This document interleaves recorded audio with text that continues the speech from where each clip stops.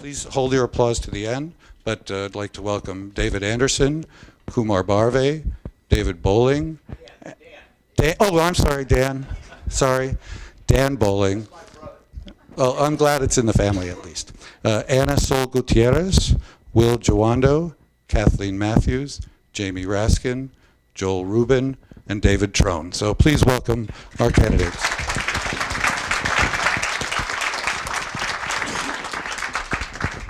I would also like to thank Mark Long, who is sitting in the front center and with the lollipops. I want them to bring particular attention to him, to our candidates. This is only going to work, and we're only going to get all the questions in if people do their very best to stay within the time constraints and finishing up beyond seeing the red lollipop with just a sentence or so to complete a phrase or whatever. We'd really appreciate it. So with 15 seconds left, he's going to start waving, not too vigorously, the yellow lollipop. And when you see the red lollipop, it means stop.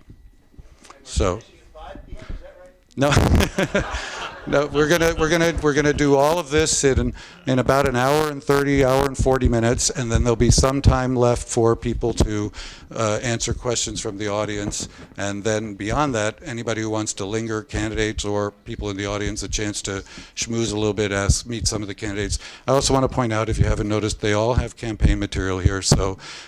We can only cover so much of the world of issues that are out there, and we encourage everybody to find out more by going to their websites, reading their campaign materials, and finding out things from other sources of information as well. So, having said that, we're going to start the first time with David. Are you ready? Mark, are you ready? 2 minutes. 2 minutes. We're going to just have a 1-minute close at the end instead. So they've all gotten used to doing this for a while. So. David? Thank you. It is a pleasure to be here. The writers covering this race have said all the candidates sound the same, except for Anderson. The Washington Post has said Anderson is the lone dissenting voice. So I've criticized my distinguished colleagues for really being too far on the left wing of the Democratic Party. Now, I've been campaigning all over this county. I have been to 9 towns, actually, 26 times. I've campaigned in Frederick, in Emmitsburg, in Thurmont, in Walkersville, in New Market, in Jefferson, in Middletown, in Ballinger Creek, and in Braddock Heights. And I've been talking to the voters and getting very good response to my views. The Frederick News Post says Anderson wants to make Frederick County count. Now, there are 2 specific ideas I want to discuss right now that relate to Frederick County. The centerpiece of my campaign is a national family policy which would provide hardworking young middle-class families with a choice once a baby is born. Either 6 months of paid parental leave plus $10,000 of child care support for 3 years, or 6 months of paid parental leave and a tax credit for a stay-at-home mom or a stay-at-home dad. And this includes families with 2 moms and 2 dads. The tired, traditional, liberal view is to only support paid leave and child care. But this approach neglects stay-at-home moms and stay-at-home dads. So I stand up for both sides. Now, the second idea I want to discuss with you is about economic development and job creation. And I introduce it today for the first time. There's been an effort for years, going back to World War II, but accelerated after 9/11, to locate federal emergency centers throughout the D.C. area. In fact, you have the Emmitsburg Center here. Is that the red for done? That is. The run. Well, I want to bring more federal agencies up here. You have problems transporting yourselves to Montgomery to get to federal agencies. I want to bring more up here for job creation. Thank you, David. Kumar? Well, hello, Frederick Democrats. It's great to be up here. I've been coming up here for quite some time. I like to tell people that I come from a long line of fighters and a long line of people who've had to overcome obstacles, as many of the people in this room might have had to. My grandfather came to this country. He fought against British rule in India.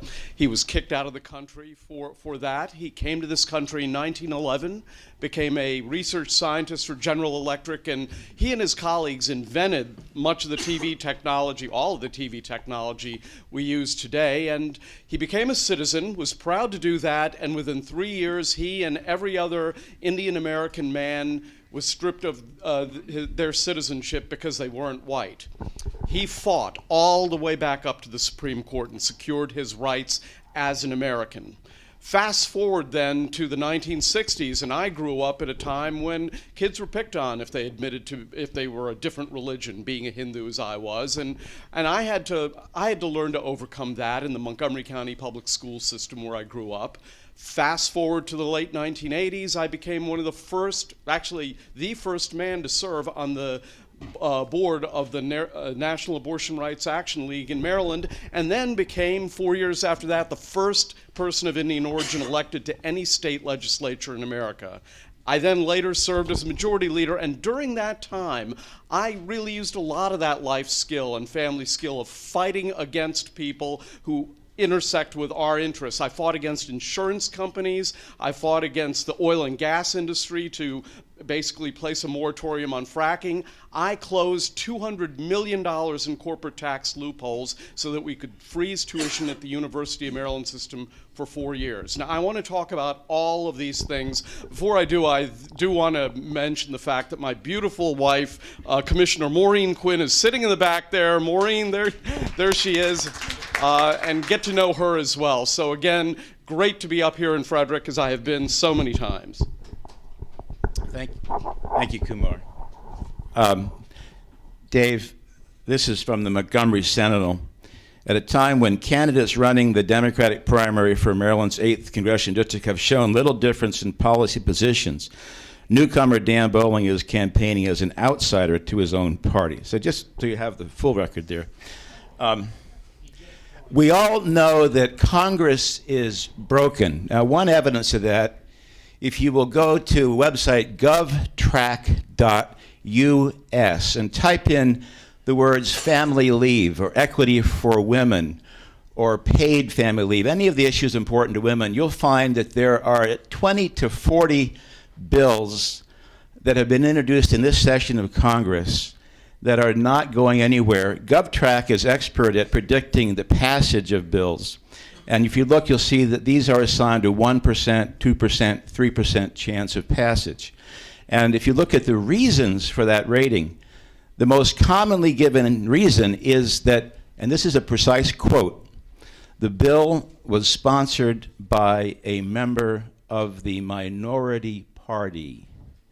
This is what happens when political parties control our legislature. Now, on my website, you'll find links to NPR and Politico and The Atlantic that have been writing about a proven model for, and you will not believe me, for reforming Congress to take the partisanship out and replace it with an evidence-based procedure for voting on bills. And I know everyone is skeptical, so don't believe me. Go on my website, read Atlantic, read NPR, read Politico, and then tell me if you still think it's impossible to reform Congress. Everything on the Democratic agenda will be accomplished more easily when we dial down the partisanship. Thank you, Mark. She's got a microphone. Hello? Is it on? It is? Yep. Oh, you can, really? Don't hear the echo. Hello, my name is Anna Sol Gutierrez, and there we go, now it's on. And I'm delighted to be here with you. I'm so glad that so many of you have come out, because these are the opportunities that you can hear us in our own voices bring to you who we are and where we stand on the issues. So I'm going to try to be very brief about introducing myself and try to hit some key spots, and later on we can perhaps deal with some of the serious issues before us. I am a state delegate. I've been in the state assembly in the House for 14 years. I've served now 10 years on the appropriations doing budgets. I'm a budget person, and that's what I want to do when I go to Congress, because budgets are the most important policy document we can ever make. I served also 4 years in judiciary and learned a lot about what it is that are civil crimes, other crimes, and a lot of very important issues. I learned also that to pass legislation is not an easy thing. It takes many years and much negotiation and much convincing to make sure that you can pass a bill. And at the state level, no one person passes a bill. It's a collective effort. So I've been very happy to be part of a Maryland General Assembly that's done amazing things, starting from passing the death penalty, repealing the death penalty, which was the first bill I ever heard in judiciary. It took 14 years to, oh, well, actually 12, because we passed it a little while ago. Just quickly, I am originally from El Salvador, an immigrant.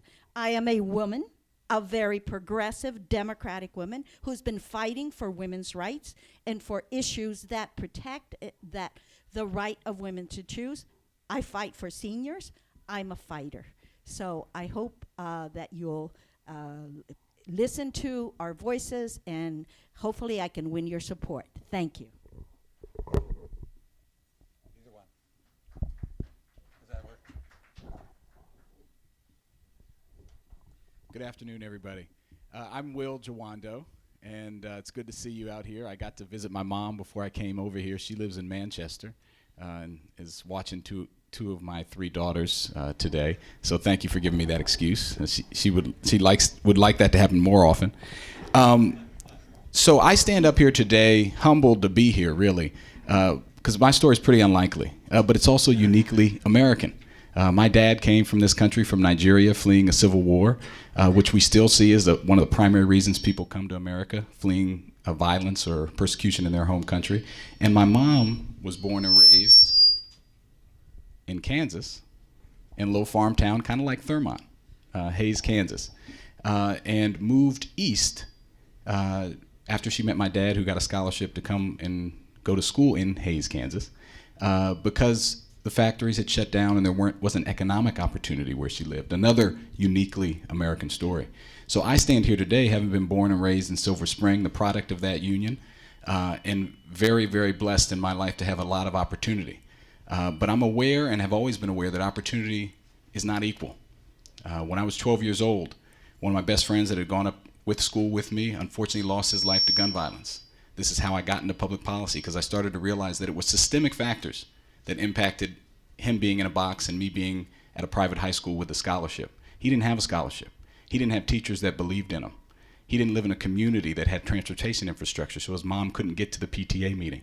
I started to realize that it wasn't that he was worse and I was better, but that a system and a community didn't support him. And I think it's important you know why people got into politics. I'll tell you what's not represented in Congress now. I've spent a lot of time working there. Worked for Nancy Pelosi, Senator Obama, worked in the White House with President Obama, helped pass the Lilly Ledbetter Act for equal pay, worked on the health care bill. So I know how that system works and doesn't work. But what's not represented is people who are going through the issues that working families are facing. 53% of Congress are millionaires. 90% of our elected officials in this country are white. There is little to no diversity in our Congress and in our political system. That's what we need, and I think it's a factor in a Democratic primary. I look forward to talking about all these issues and more today. Thank you for your time. Good afternoon. My name's Kathleen Matthews, and it's great to be back here in Thurmont. I was just here last week doing Kai's wonderful radio show, but also knocking on doors in Myersville. And I met so many of the people I see out here in the room in the course of the 9 months of this campaign, whether it was at Colorfest here in Thurmont or at the Frederick in the Streets, or having lunch with Beverly Byron at the Shamrock one afternoon, and also your fantastic County Executive, Jan Gardner, who I see back in the room, who's just a wonderful leader for your area up here. So thanks to the Democratic clubs for bringing us all together. Wonderful turnout for a Saturday afternoon. I am running for Congress because, like so many of you, I have just been so frustrated by the gridlock in this Congress caused by Republicans who basically have tried to prevent President Obama from having any successes during the 8 years of his presidency. It is so frustrating to see them right now block his effort to try to appoint a Supreme Court justice, which is his constitutional right, or to see them trying to roll back the Affordable Care Act, or roll back reproductive rights for women, to refuse to to look at issues like a living wage, immigration reform, gun safety laws. These are such important things, and these are issues that animate my campaign. I worked for many years, 25 years, as a local news reporter, and actually spent a lot of time up here in Frederick County because this was part of the ABC 7, Channel 7 viewing audience. So whether it was in Thurmont or Emmitsburg, I've been in your communities for years covering your stories, covering your schools, covering crime. I was here covering the sniper crisis, which ended up here, fortunately, with the capture of those two criminals up here in Frederick County. So I know the issues that you've been wrestling with and the priorities you have. But I also believe that we're all running for the House of Representatives. And the House of Representatives today is not representative. The House of Representatives is only 20% women, and yet our population is more than half women. Look at the women in this room. And so for me, that's an animating fact. I believe we need more women in Congress, and that's why I got off the sidelines and into the arena of this campaign.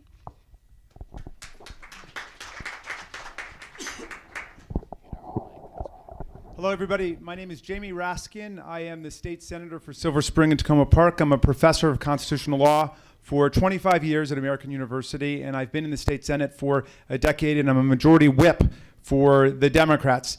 It's very good to be back here in Thurmont and to be campaigning in Frederick County again. My friend Ken Kerr and Ken and Helen had a wonderful party where we brought the great rural agrarian populist Jim Hightower from Texas. I see my friend Susan. Also, we were campaigning in Middletown over the summer where we had a great ice cream social. Middletown is the original ice cream capital of Maryland, and don't forget that. I'm very excited that all of you guys came because this is a democracy and it requires participation and dialogue and discussion. An election is not an auction, and public office is not something you buy, it's something that you earn.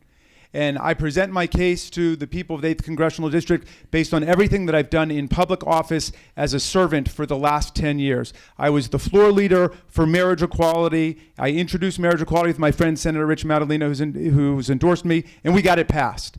We introduced the bill to abolish the death penalty. I was the floor leader for that. We got it passed. We banned military-style assault weapons in Maryland, and I introduced that. We got it done. We passed the Green Maryland Act. We got that done. We passed the DREAM Act. We got that done. The Maryland General Assembly has enacted more than 100 of the bills that I've introduced in public office. But I want to go to Washington because the solutions cannot stay within one state alone. We got rid of assault weapons, but we just had the bloodiest summer on record in Baltimore, and a majority of the firearms that were recovered were traced to Virginia, North Carolina, New Jersey, Pennsylvania, out of state. We got the best environmental laws in the country, a lot of them right here, to protect the Chesapeake Bay, but we're getting a D+ from the Chesapeake Bay Foundation because we got 50 waterways that are flowing into Maryland from Pennsylvania and Jersey and New York and so on. We need to take the kind of success that we've had in Maryland to Washington and pass the Maryland way. That's why I want to go to Congress.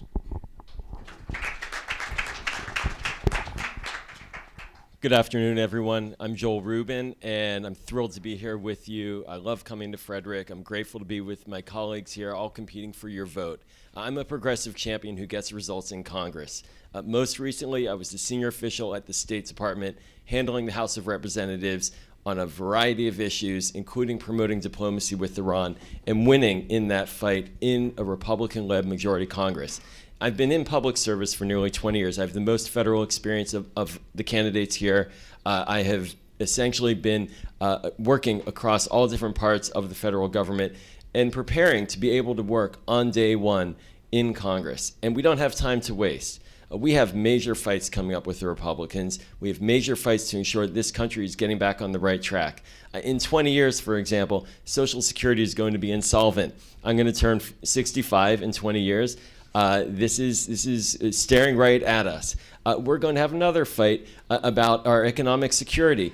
Every day we see the Republicans debating about how to strip away our economic security. We need to reverse that trend, and that means taking the fight into Congress. We have a climate crisis right now. I started out my career in public service as a Peace Corps volunteer in the environment. I fought with my hands, with communities against climate change, doing reforestation projects, working in the fields, in the countryside for 2 years in Costa Rica.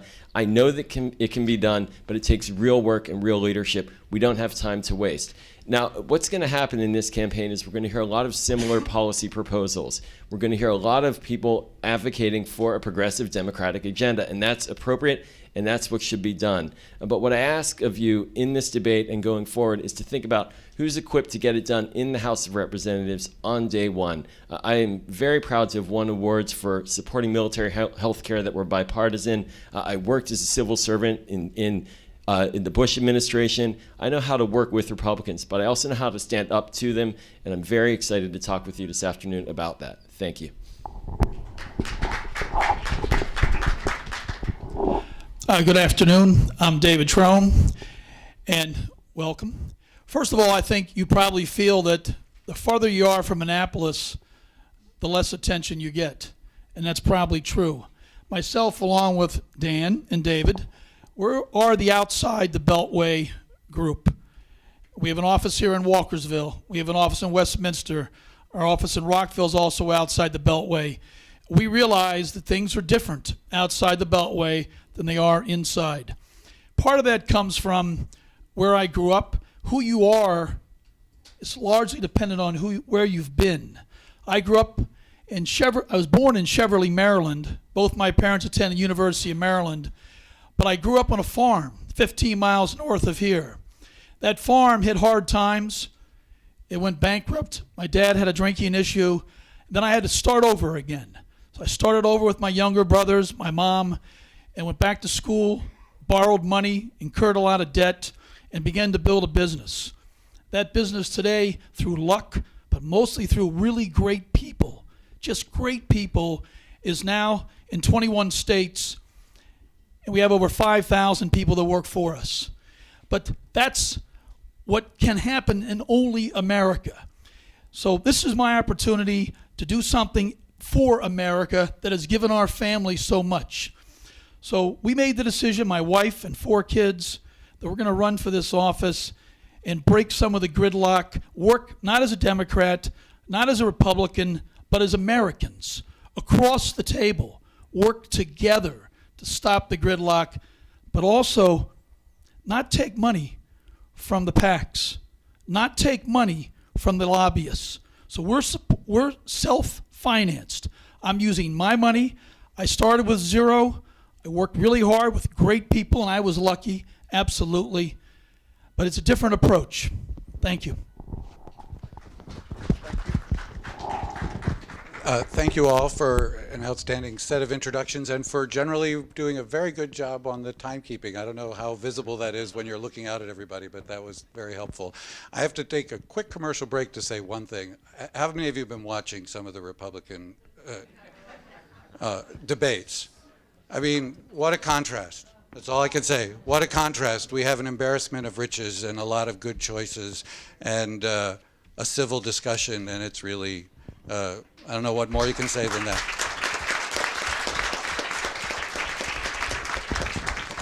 Of course, you know, there's still time for somebody here to say something that'll...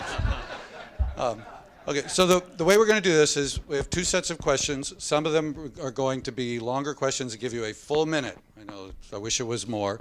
A full minute to get into as much detail as you can and encourage people to go find out more if you pique their curiosity or their interest. The others are short, and they're only going to work if you really stick to a word, a sentence, 2 really quick sentences at the very most. But they're picked in a way you can quickly qualify it. It doesn't just have to be a yes, no, but it allows us to touch on some other issues that we might not otherwise be able to. So, for example, with the first one, and we'll start with Kumar, and we'll just come down this way and then back to David. In a sentence or 2, Kumar, briefly, what endorsement are you most proud of and why? Oh, I think Unite Here, which is a major union that's endorsed me. These are people who work hard at BWI and National Harbor. Many of them are immigrants, and these are really the people who we as elected officials should really focus on.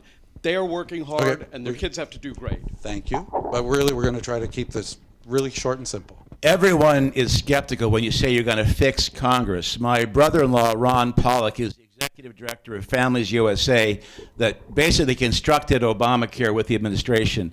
And before he left for 5 weeks overseas, so he can't actually verify this, he said to me, Dan, what you're suggesting is never going to happen, but it's a good idea. I am most He's proud. wrong about the never going to happen part. Yeah. I'm most proud of the endorsement by the Congressional Hispanic Caucus. I've been working with the Congressional Hispanic Caucus, 26 strong, for many years, working on immigration reform. I have a record with them. I've gotten arrested with them 4 times in front of the White House. Thank you. Starting off with a tough question. Tough but quick, Yes, short. I'll say, so 2 people, I'm going to cheat a little bit. Lisa Jackson, who's the former EPA administrator, former Secretary of Education Arne Duncan under President Obama, both because they've accomplished a ton in Washington in a very polarized time, and recognize that I'm the one who can do that in Washington as well. I'm really proud to have Beverly Byron behind me, a wonderful congresswoman who represented this area as representative of the thousands of women who've rallied behind my campaign and Emily's List, which tries to get more women elected all across this country. Well, I was going to say Attorney General Brian Frosch, and then I was going to say the Teachers Union, and then I was going to say AFGE, but instead, what I'm going to say is 9 past presidents of the Women's Democratic Club down in Montgomery County.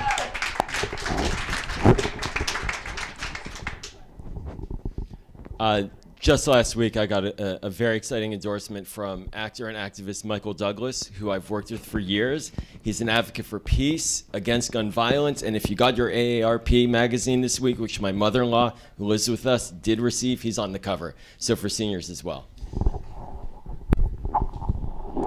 Starting off would be former Bill Clinton Secretary of Education, Dick Riley. I've been very focused on education. It's really the result of how I've been successful and how others can also be successful. But more importantly than that, it's the hundreds and hundreds of folks that have signed on since the campaign started all over the 3 counties that said, let's make a difference. Okay. Thank you. One more. Sorry.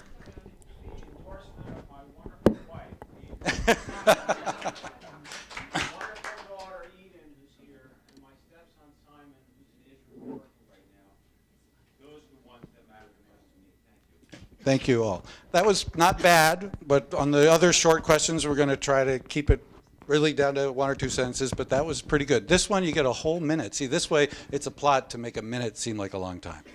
So the first question is, and we're going to start with you, Dan, because we started with Kumar on the last one. 39 years ago, President Jimmy Carter said we should approach the energy crisis as the moral equivalent of war. Today, many of us, Democrats anyway, would describe the critical and pressing global issue of climate change similarly. Do you see it that way yourself? And if so, how would your approach to that issue reflect that personal commitment and conviction? You know, if Ronald Reagan hadn't removed the solar panels from the White House, we might be much further along in the direction that Jimmy Carter tried to get us going all those many years ago. One of my greatest concerns is the movement by fossil fuel companies to try to stymie the wider adoption of solar. And it's quite shocking when a company owned by Warren Buffett in Nevada is right there at the front trying to make it more difficult to finance and to install solar. And I think that in reality, the Koch brothers and the folks like that would be much better off if they realized that renewable is the future. It is their future. And their stockholders ought to put pressure on them to stop investing strictly in a losing technology and be on board on the cutting edge according to their fiduciary responsibilities to their shareholders. Thank you. I believe that climate change, what is happening to our planet, is the #1 critical issue facing all of us, not only in the United States, but around the world. I am a chemist and an engineer, and I had the incredible opportunity to work for 10 years at NASA Goddard. I have code on the Hubble. The Hubble was the first time that we took a photograph of ourselves, our planet, that beautiful blue planet that we all love and want to preserve. I also worked on the Earth observing system. That was the first time that we had metrics of what we were doing to our own environment. And it has been an incredible lesson that we all need to learn. We are destroying our environment, and all of us have to join together. Congress has to take the lead, and we must begin to take this as serious an issue as I believe it is. Thank you. Short answer is yes, it's a major challenge. I think that and our educational crisis are the two big challenges we face, and they're interconnected. Again, as I said, my last endorsement is perfect segue. You didn't mean to do it, but I was endorsed by Lisa Jackson, the last, and I think one of the great EPA administrators who put in regulation to curb greenhouse gas emissions on fuel efficiency for cars. Several of these have been upheld by the courts. We have one big one coming that hopefully now we got to get the good person on the Supreme Court will also be upheld. But I think we've made tremendous progress. And the reason this is such an important issue, I have 3 young daughters. I want them to breathe, but I also want my dad's family in Nigeria, who is now, because of drought and the effects of climate change, you see Boko Haram, an ISIS-affiliated terrorist group, taking over that country. And so this is, it matters here, it matters there, it matters everywhere, and we have to see that as interconnected. It's also a great opportunity for us to grow our economy. If we invest in the green technologies of the future, we'll get young people into the workforce and we rebuild our infrastructure. That's why it's one of the most important issues we face. Thank you. They made fun of Jimmy Carter because he wore a sweater when he made that announcement. And they made fun of Rachel Carson when she wrote Silent Spring. But finally, we have a president in the White House and Barack Obama who was able to go to Paris in December and actually lead the world on an agenda to try to address climate change. And the U.S. has to be the leader in this area for our own survival, but also for the planet's survival. This is an issue that got me into politics. I worked for a congressman in California where I was going to college who created or founded the first Earth Day, who voted for the Clean Water Act, the Clean Air Act. It was partially why I came to Washington, to be able to be part of this kind of conversation. And for the past 9 years, I've been working for Marriott International. That's what I did after my TV career. And it was not part of my job responsibility when I got there, but I made it part of my job responsibility to create a global environmental strategy for that company, working across all disciplines at the company, where we set goals to reduce our energy, water, and waste by 20%. And as I left the company in June to run for Congress, we'd met those goals. That's what we need to do in Congress. And that's why we also have to make sure that we have someone on the Supreme Court who will help us with climate action going forward. Thank you. So the reason that I've been endorsed in this campaign by the Maryland Sierra Club and by Bill McKibben, America's foremost environmentalist, and Attorney General Brian Frosch, who's the lead environmentalist and the top Democrat in the state, is because they know that I have constantly and consistently taken on the special interests in Annapolis to fight for a green future right here in Maryland. And I said when I announced for Congress, I was not going to take any money from big gas, big coal, or big oil. Now, none of them wanted to give me any money anyway, to be clear. But I have challenged all of my fellow candidates here and across the country to join me in that. I think at the last debate, a couple said they would join me in saying they would not take any money from big gas, big coal, and big oil. I don't want to do it because the first bill that I'm going to introduce is to cut $10 billion from carbon subsidies out of the federal budget. And let's put that money, let's put that money in a green deal for America. Our infrastructure is ailing. Our roads, our highways, our metro systems, our transit systems. We need to invest in that, and we need to do it in an environmentally positive and sustainable way. That's what I'm going to fight for. Thank you. I'm on board with the pledge, absolutely. And climate change is existential. It's also very personal. For me, it's very personal because when I was at the Department of Energy as a civil servant, I was running a solar energy program and creating a national program to convert brownfield sites to what we called bright fields, and essentially getting solar deployed in partnership with communities. And I was at the end of the Clinton administration when that happened. And then Bush, I can't say one, still can't say it. Bush took over, and Cheney became in charge of our energy policy. So I've seen it up close and personal. Now we have amazing innovation in this country. We can do this. We need to fight every day to ensure that the misrepresentation, the lies, and the anti-science attitudes in our Congress are rebutted at every possible moment. I will do that. I've done that professionally, and with your partnership and help, we will win this fight, because if we don't, our children are going to suffer deeply. Thank you. I'm certainly with the others. We are not only taking no money from big oil and big gas, we're not taking any money at all. That makes it really easy. But Carter absolutely had it right. We are at a crisis, and we have to be energy independent. But we've also got to start working here as Americans to be smart about how we use energy and be thoughtful about it. But on top of that, we have to work harder than renewables.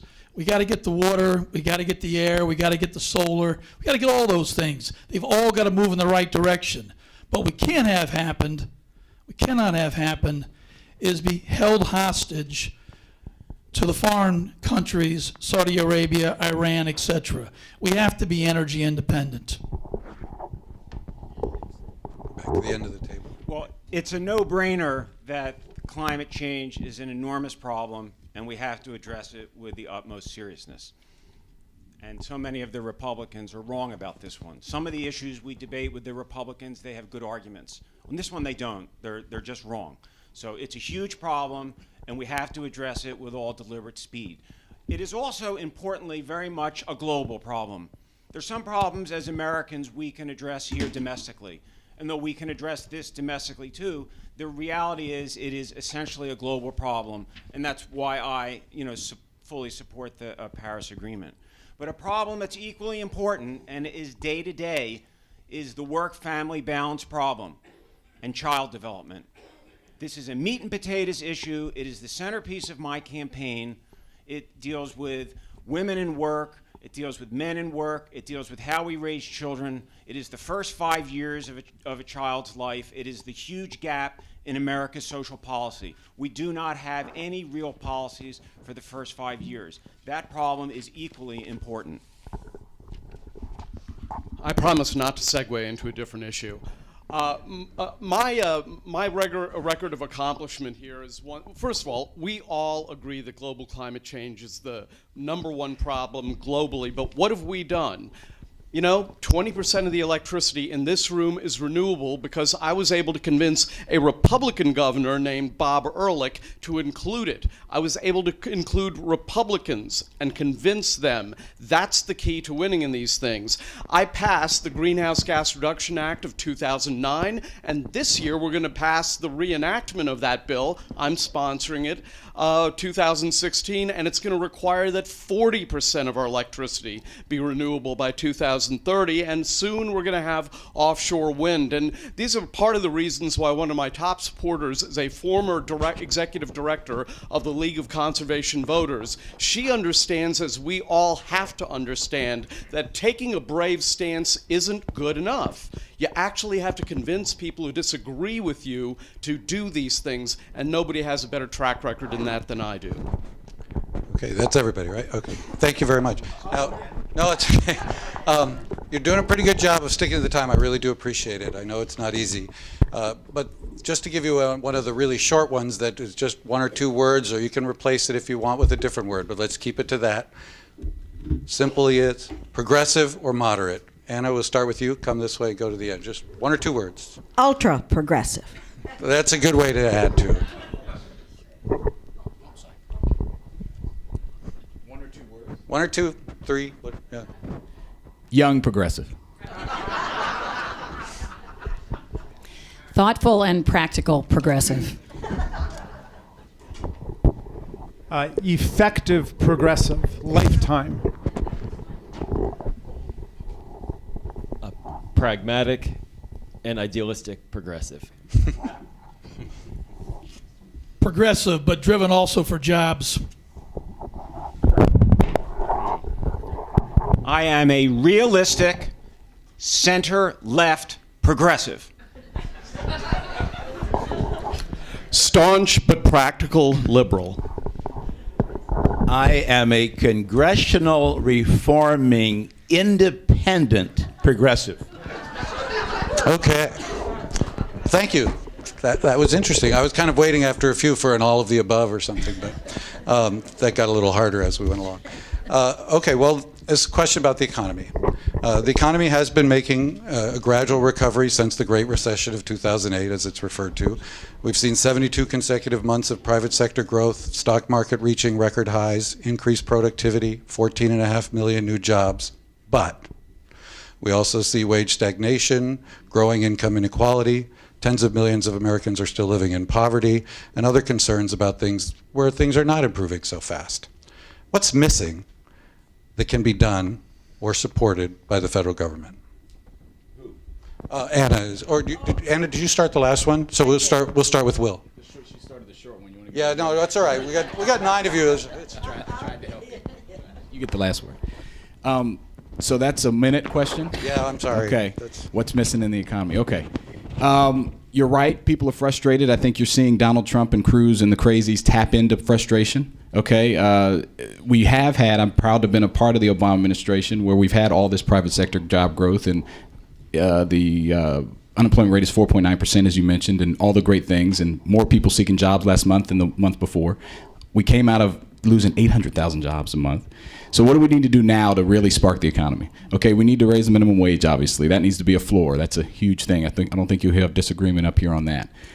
We need to make sure that we're investing in our education system the right way, and that means so people are ready for middle skill jobs. So that means we need to make sure that childcare is affordable.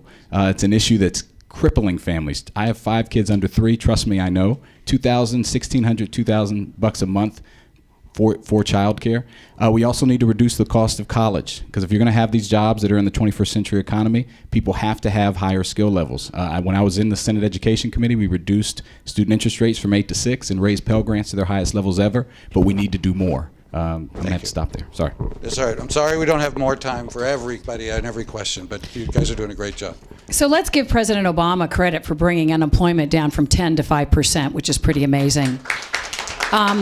Unfortunately, under 5, yeah. Unfortunately, what's happened is in that same period of time, wages have been stagnant and new job creation hasn't been what it should be. And this is really why this economy is not working for all people and why we have growing income inequality. And I do believe you start raising wages by raising the minimum wage, because that lifts all boats. You also have to look at equal pay for equal work so that everybody brings home their true value. You've got to make it easier for families to stay in the workforce by having paid family and medical leave.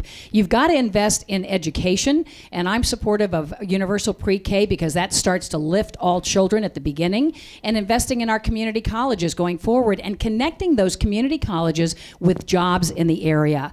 I look at Frederick County, and there's wonderful growth up here, but there could be so much more. Clean jobs if we have a carbon tax and invest that in renewable energy jobs. More medical, biomedical, as we take what happens at NIH and bring real jobs to the area. And that's going to make a difference for the next generation. Thank you. This gives me an opportunity to recognize my wife, Sarah Bloom Raskin, the Deputy Secretary of the Treasury and the highest ranking woman in the history of the Treasury Department. Oh, it looks, maybe she left us, I don't know. So we had another event. Well, look, what's missing, you ask, rightfully, because look, what's happened over the last several decades now, you can extend longer, is that the income and wealth growth is up, but wages are stagnant. Wages and benefits are stagnant. So what's missing? 2 things. 1, unions.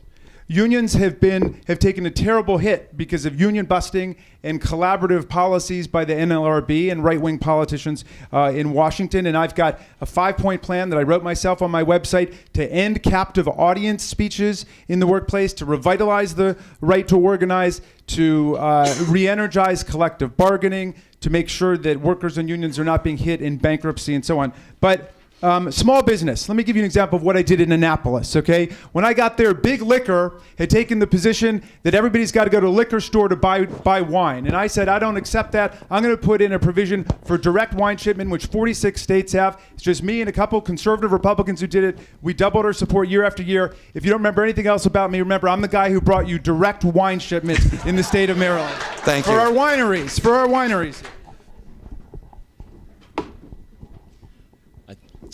Too many people are working too hard for too little. We need an economy that shifts. We need an economy that's working for everybody, not just for the wealthiest and the CEOs.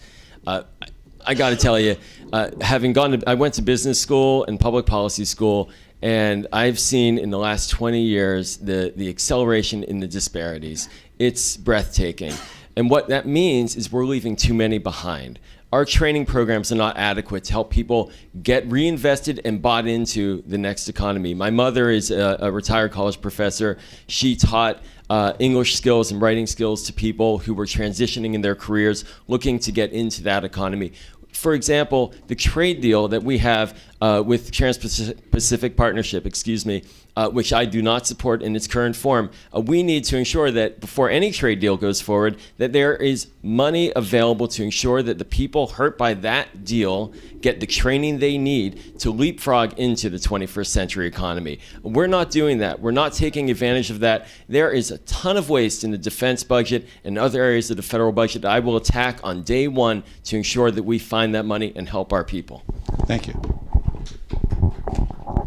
I'm not sure what the big liquor is all about. That's not me. I support 100% free shipping of wine. We support it all across the country, but whatever. End of the day, education is the key, but it starts with listening. We need to listen to the people and see what they're saying and take heed versus all the rhetoric that we have in Congress. Certainly education starts with universal pre-K. From there, why not vocational schools? Number of states have put vocational schools in at no charge whatsoever. It's all about getting the young people prepared for a job. A job is what counts. College. What's wrong with 4 years college free, but you have to do 5 years public service? There certainly ought to be a give and a give back. 1.1 trillion. That's the student debt right now. It's out of control. It's more than doubled. We need to help these young people out so they don't leave college with crippling debt. This is a great question, and it really brings into focus the challenge. Because the real question is, if you're a realistic progressive, what can you propose that could realistically get done? Well, it clearly can't be just all more government programs, because the Republicans are not going to agree to it. They have control of the House now, and they'll continue to have control. Any approach has to be collaborative between government, business, and families. Now, my family policy would be paid for in a way that would draw on all those sides. But going on to another issue, with the 20-somethings, right? We need to have a jobs program for them. Well, where would we get such a program? Well, the most realistic way to do it is to offer tax credits to businesses, to hire young people or to hire minorities. So you can't just propose a new $50 billion program. It's not going to get passed. Got to work with business to help young people. Got to work with business to help families.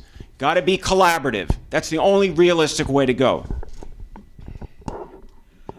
The most shocking number of our time is the fact that in our economy there are 4 million unfilled jobs. Think about that. 4 million jobs going unfilled because we don't have Americans who are trained to fill them. And the vast majority of these jobs are non-outsourceable. They're things like being a respiratory technician, a lineman. Jobs, by the way, pay $100,000 a year. These are important jobs that we need to start to train Americans to do. The second thing that we have to do is we have to use technology to create the industries and the opportunities of the future. And that's what I've done in Annapolis. I was the father of something called the Technology Development Corporation. And every year, David Trone's created 5,000 jobs, and that's great. But almost every year, that organization takes scientists, gets them mentorship and financing, and last year produced 5,000 jobs, averaging $70,000 a year. And this has been going on for the better part of a decade. That's what we have to do nationally. When you look on my website at the stories by NPR and The Atlantic and Politico, you'll be surprised to see the effectiveness of this reform that we can enact in Congress. In Nebraska, which is the one state where this has been in effect, last year, the red Nebraska legislature not only canceled the death penalty, not only did they give dreamers driver's licenses and increase taxes on gas, they increased the minimum wage. When you ask these Republican members of the legislature, why did you do these things that were anathema to your own party? They said, well, there were no party bosses here. We don't have them telling me what to do, and I had to think it through. And I realized that the evidence was on the side of voting as I did, even though it's usually a Democratic way to vote, but I could explain it to my conservative constituents and not get thrown out. So this reform is one that is very good for the Democratic agenda. Go on my site and read about James Couzens and how the Ford Motor Company doubled workers' wages in 1914, and that created the middle class, and how Nick Hanauer today is the reincarnation of James Couzens. Thank you. Thank you. What's missing? I think we have to focus on the opportunity agenda. And what's the opportunity agenda? To me, it is those programs, such as education, that are basic for ensuring that every individual, every human being can maximize their potential. I was served on the school board in Montgomery County, and I served because I believe that public education is the beginning of that opportunity agenda. But it doesn't end there. As people go forward, we need to see that we cannot keep this huge inequity, 99% versus 1%. We have to focus on those hardworking families, those individuals that are living on minimum wage. And you know who are the ones that are most in poverty? Are women working tip wages. We did not address tip wages in Maryland. We owe that to come back, because women are many times the head of a household with children, and they are living in poverty. That is not acceptable in the America that I want to defend. Thank you, and thank you all. We're going to do two of the quick questions, and then another longer 1-minute question. And this one is just a yes, no, maybe. The Trans-Pacific Partnership, or TPP, trade agreement. Yes, no, maybe. We're starting with. Oh no, we could just. Will, did you start the last one? So Kathleen, you'd be first. That one doesn't work.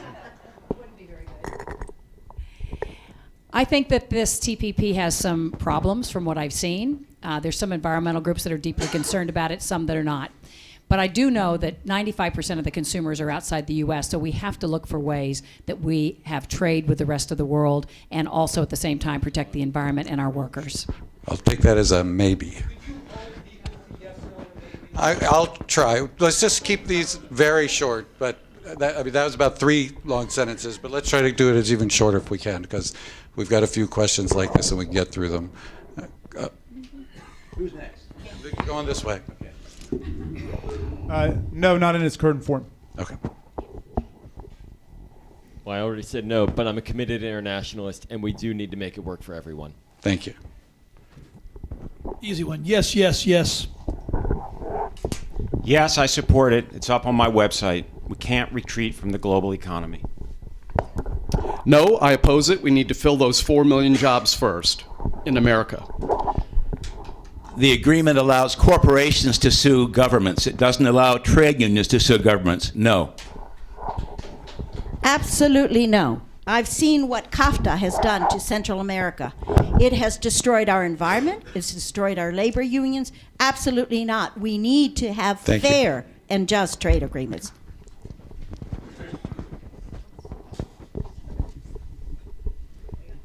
No, I work for Sherrod Brown, a champion on labor and environmental standards and trade agreements, so no on this TPP. Okay, another short one, and just really work on keeping it really short. Marijuana, medical use, decriminalization, legalization. That would be, yeah. I introduced medical marijuana in Maryland. We got it passed. I introduced marijuana decriminalization, and we should go all the way and put the drug dealers out of business and regulate, tax, and make marijuana safe for our people.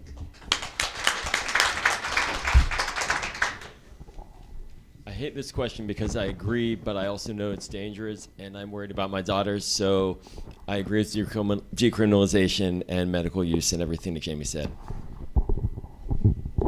Certainly medical use, certainly decriminalization, but let's wait for the facts that come in on the folks who've been doing it for 30, 40 years.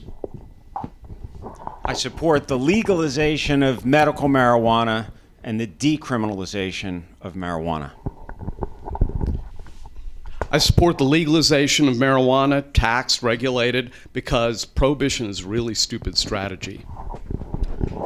I'm the only candidate who 10 years ago purchased marijuana illegally for his dying wife, and I'll tell you, there's a place for it. Yes, I support the decriminalization of marijuana and the medical use of marijuana. We have struggled at the state level to finally get to where we are.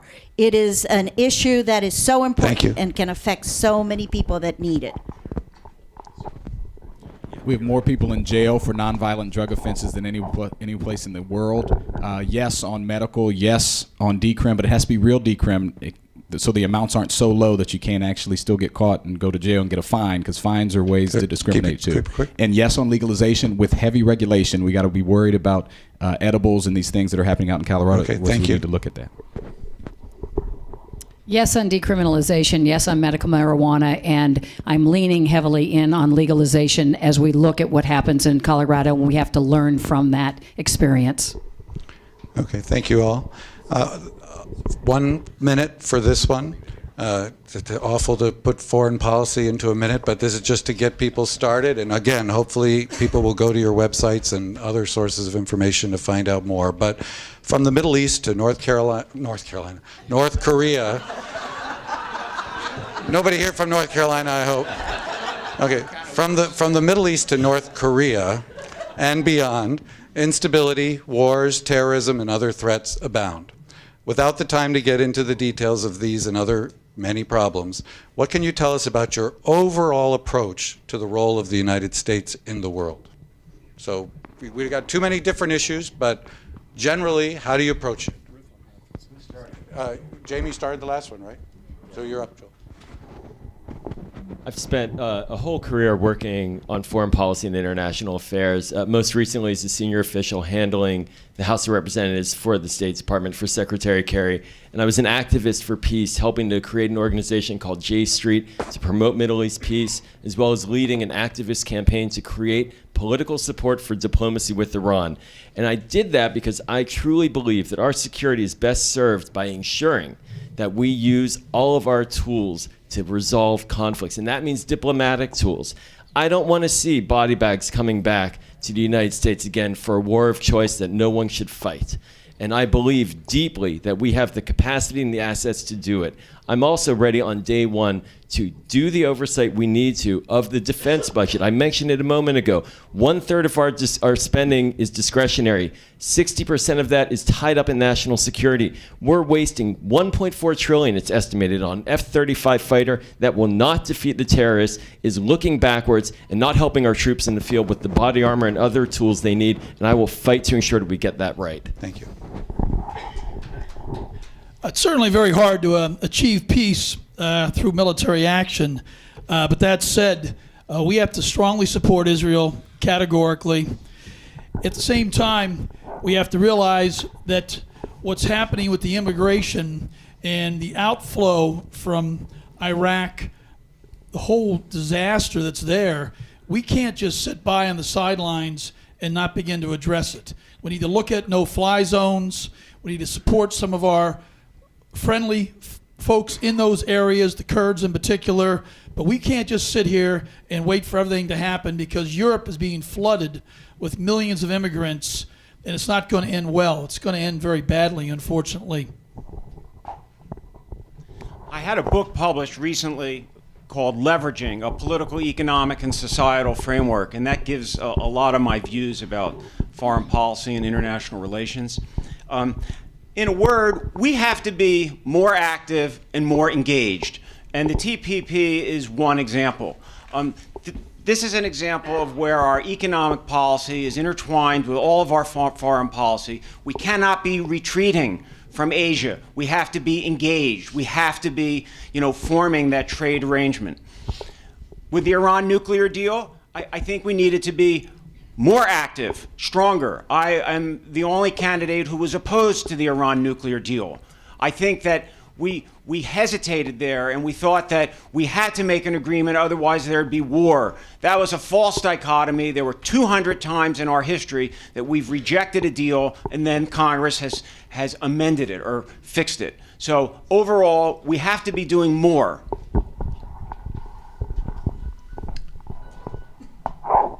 Tell me, can I start? Okay. First of all, I don't believe in wars of choice, especially in the Middle East.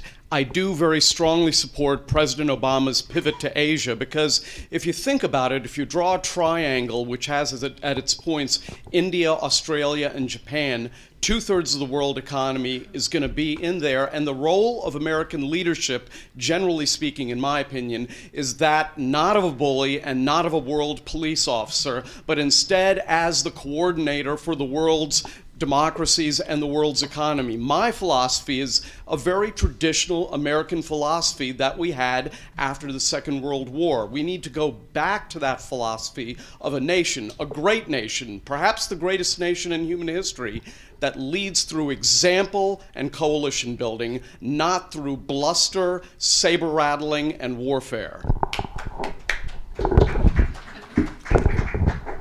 I have to give a shout out to my 102-year-old father, who could not be here today. He is one of the world's leading experts in the Palestinian-Israeli conflict. During the Jimmy Carter administration, he was the unofficial go-between between Yasser Arafat and the State Department. And from him, I've had an education. I traveled to Israel for 10 days with him, traveled all around the country and in the West Bank. And when we look at the situation there, I think it's a model for what we should do worldwide, which was your question. What would you do worldwide? It's very easy to have despair about the Palestinian-Israeli situation, but what's not known is that there are literally scores of organizations involving thousands of Palestinians and Israelis building partnerships in the arts, in music, in business, and science, developing trust, developing experience working together. The U.S. State Department supports one particular MEET, and on my website, you click on Israel, you can read more good news. To me, this is personal. I consider myself a citizen of the world. I was born in El Salvador and came to live here in the United States, but have had the opportunity to live and work in Europe, in Geneva, where I studied, and also have worked and lived in Venezuela, Peru, and Bolivia. I believe that these experiences help to form a much greater understanding of who we are on the planet. We appreciate each other's culture, language, and history. I believe that that is the way that the United States needs to look at the rest of the world. I also have been working for the past 10 years with a group of women, Will Wan, where we are seeking peace and security and focusing on the role of women at the peace table. We believe that it is only going to be through non-military, non-war solutions that we are going to find world peace. Fine, thank you.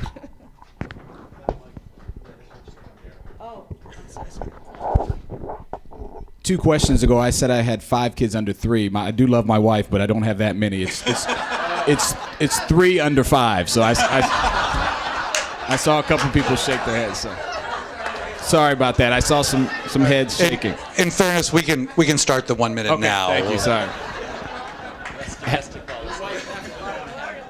I was raised Catholic too, but so overall approach. As I mentioned, my dad's from Nigeria. Have a global view here. My mom's from Kansas. Actually, has used Ancestry.com to trace her roots back to present-day Czech Republic, the Austrian Empire. So here's what we need to do. No policing the world, right? When we came in the White House in 2009, so much damage had been done by the Bush administration of our reputation internationally. There's a reason that when the president went to Germany, people were throwing themselves at his feet, and he had crowds of hundreds of thousands, because he's done, I think, a great job in trying to improve that reputation. Not everything's perfect, but I think we've made some strides. So we do that when we do things like the Iran deal. I think it's a great example of the 80-20 in politics. You didn't get everything you want, but we have snapback, we have other provisions where you've already seen our service members return because of that deal, and other things are happening. We also need to have a commitment if we do go in and we degrade and need to defeat ISIS, and we've done that through airstrikes, 25-30% so far. If we do go in, and we have to do it in a coalition, and we have to have a commitment with that coalition to rebuild. You can't go in and leave, because when you leave people with no jobs and no education, that's what foments terrorism. So we have to have that commitment, and that's why it's a serious decision to go in anywhere. Thank you. I think the U.S. has always had a really important role in ensuring peace and security in the world, but not, as others have said, as the world's policeman. And I have a deep suspicion of military involvement. I started in college protesting against the Vietnam War. I was against the Iraq War from the very beginning. And I think that putting troops on the ground in a place like Syria is not going to end successfully. That said, I think we have to be engaged in the world. And I think an important way to do that is through global economic engagement. It's why I kind of lean in on trade, because I've seen in my business career where I worked for a company that does business in 80 countries around the world, and I had a chance to travel to at least 50 of them over the past 9 years. I've seen how important it is when U.S. companies and U.S. government invest in the economies of other countries. I had a chance to lead an effort to build a hotel in Haiti, a place that's been fraught with political problems, but also earthquakes and other disasters. We built a hotel and created 200 jobs, and that helps make that country more stable. I've seen projects like that in Africa. That's the kind of engagement we need to have, soft diplomacy. The values that I would bring to foreign policy are the same values that I bring to domestic policy. A passionate belief in democracy, in human rights, in the rule of law, equal rights and opportunity for all citizens. When I was in college, and I'm a contemporary of President Obama's, we were fighting to get the universities and the corporations to divest from apartheid South Africa. And I got arrested at the South African embassy with a lot of my friends when we were in school, and I wear that arrest as a badge of pride that I was engaged in a movement to help isolate apartheid and to change a regime abroad that was oppressing its own people. That's the mentality that I would bring. When the Iraq War came and George W. Bush and his administration lied to America, I marched against the Iraq War before it happened. And I took my kids down there. I'll never forget. My son Tommy said, "They're not taking our pictures here or anything, are they?" I said, "No, this is America. That can't happen." Of course, it came out later. They were taking everybody's pictures, you know. This is a scary time because of what's happening around the world, and we need to champion American constitutional values through every mode of diplomacy we've got, and use war only as a matter of last resort to fight terrorist death cults like the Islamic State when there's no other way to deal with it.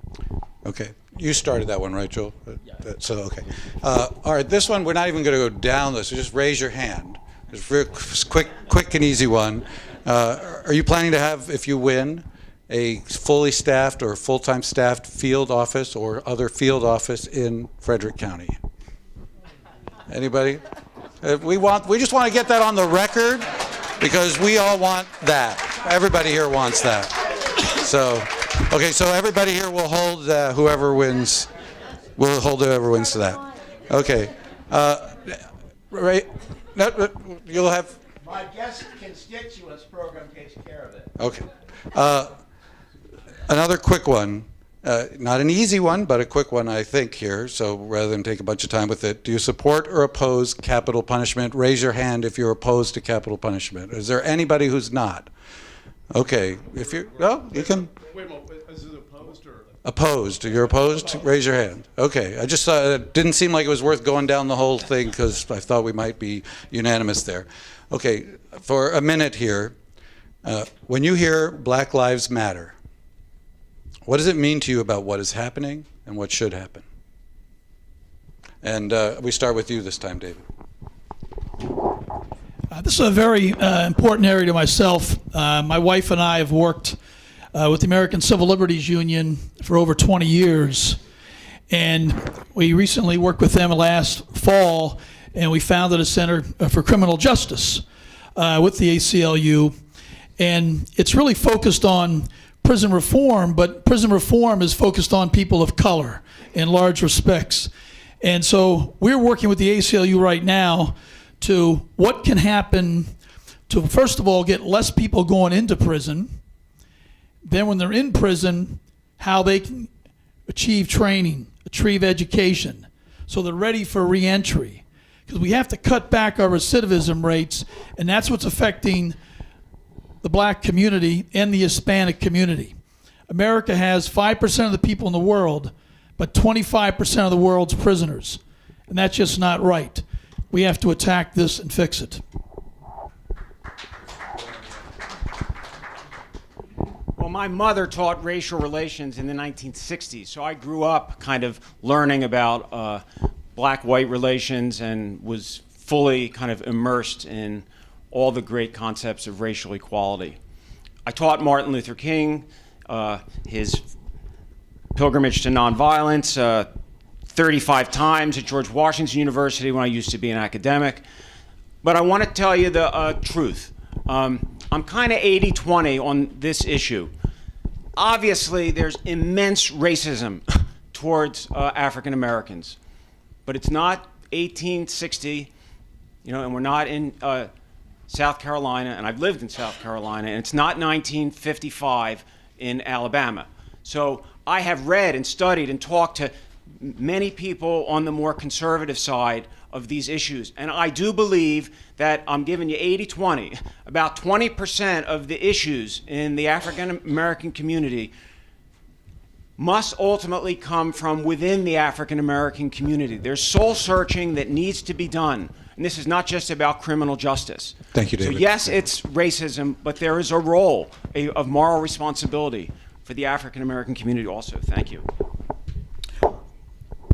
I suppose I have to disagree a little bit with you, David. It's true that this is not 1955, but the danger is that we are regressing back to 1955. The oppression of people of color by policing agencies is a shocking development. It's something that we cannot stand for if we are to be a civilized nation. And I think that one of the things, of course, criminal justice reform is very important, and I think all of us who serve in the legislature have been leaders on that and have voted the correct way. But one thing that we have to understand is that we have to learn from other nations where police agencies are trained to de-escalate violent occurrences. Reaching for your gun should not be the first option. A good friend of mine in the legislature, who is a retired police officer, has said that we need to change the culture of policing in America, and through that, hopefully, reform the culture of our society generally. As a resident of Bethesda, I have to confess ignorance about much detail of the Frederick County Police Department, but I will say that the Montgomery County Police Department is a nationally recognized model for training in de-escalation. And that's why we haven't had any incidents in a very diverse county, any significant number of incidents anyway. After my first wife passed away, I married an African-American woman, Harriet Sandford, who is the head of the NEA Foundation, the part of the organization that did not endorse my friend Jamie here. And it has been an education. And I will say, after 6 years of marriage, my wife will tell you, because she tells me, you still don't get it about being black in America. But mass incarceration is a huge problem, and we need to not double or triple, we need to increase by a factor of 10 to 100 our efforts to get these people who have been, these young black men who have been imprisoned for minor offenses, out of the penal system, and we must get rid of for-profit prisons. Thank you.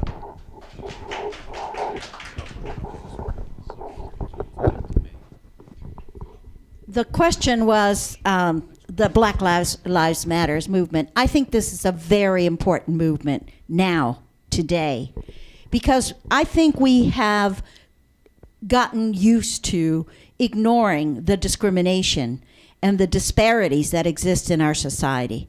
And unless you're a person of color, a Latino or an African American, you might think that there are no problems. Well, there are problems every single day. And I think that this movement is making us look at who we are and how we are dealing with everyone in a just and fair way. And we're not. We're failing. I think we see failure clearly demonstrated in the disproportionate representation of people of color in our prisons. I think we're seeing it in the gaps in achievement in our schools. We are seeing it in the difference in wages and opportunities in jobs. So this movement is an important wake-up call, I think, for our nation, and it's important that we begin to take it seriously. Thank you. Thank you. I want to commend you for asking the question. We've had 15 debates. First person, I think, to ask about that movement. I knocked on doors before I came here today. One of the people I knocked on said, you know, Democrat, it's tough being sometimes a Democrat in Thurmont. We had a KKK rally a few years ago. And so this part of the state and the country, it's a good question to have. I think it's speaking to the fact that we need a revolution. We need a revolution in education, where we're now more segregated in our school system than we were in the 60s and 70s by poverty, by race and ethnicity. That's definitely true in Montgomery County as well. We now have more people in jail. There's a New York Times report, 1.5 million black men are missing from society because of jail or death, gun violence. You have cities where there's 2 women to every 1 black man in inner cities, so we have a huge problem that affects the family and people's ability. I've been racially profiled, the criminal justice system. I've been arrested. I've written about that. Charges were threw out. Thank God I'm a lawyer and I have had opportunity. But it's a wake-up call to us now to actually move forward on unemployment, on education, on criminal justice system, which are all legacies of our history. And we need to have a truth and reconciliation moment. I think this is our new civil rights moment. I would agree with that. I think Black Lives Matter is in the long tradition of Frederick Douglass, of Martin Luther King, and today Barack Obama, who raises these issues. And we need to sound the alarm bell, and that's what they've done on issues of higher rates of unemployment, higher rates of incarceration, the education inequality, which is why I believe so firmly in universal pre-K for that good first start, because here in Frederick County, in Montgomery County, in Carroll County, you see tremendous performance gaps, achievement gaps between white and black students.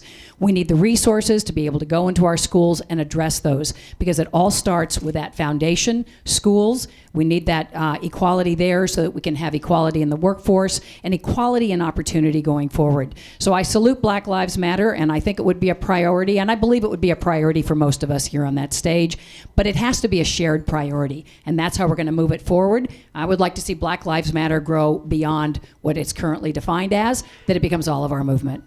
Thank you. I think that everybody in this room understands the profound racism that the Black Lives Matter movement has brought attention to over the last year or two. What we need is real policy results and solutions, and not just rhetoric about the problem. So in my time in the state Senate, I led the fight to abolish the death penalty. We abolished the death penalty. With Senator Michael Huff from Frederick County, we introduced the Second Chance Act. This was bipartisan legislation which said if you have a nonviolent misdemeanor conviction, you've been clean for 3 years, you can wipe it off of your record, get it shielded from public view in order to get back on your feet and get in the job market. That affects more than 275,000 Marylanders to allow people to get back on their feet and participating in the economy.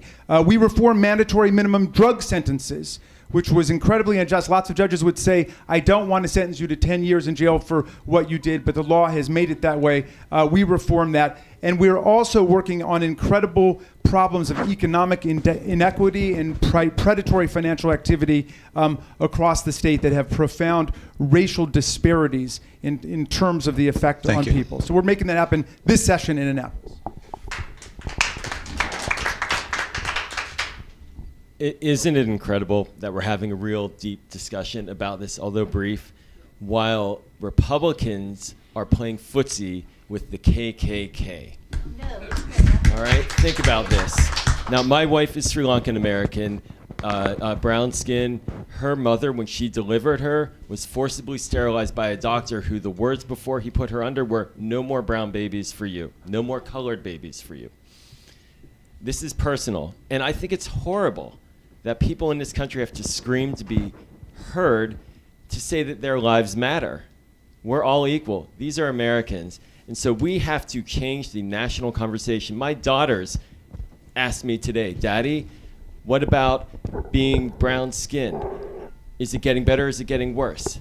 That's a horrible thing to think about. So there is a major cultural fight underway.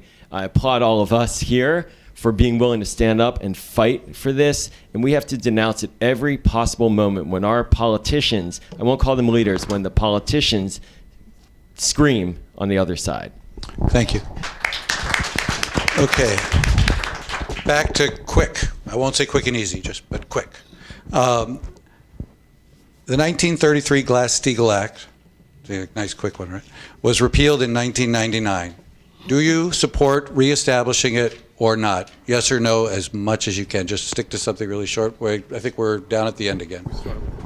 Yes, I support reinstating it, and my recent book We're covers going to this keep it issue even a little. quicker than that. Thank you. Okay.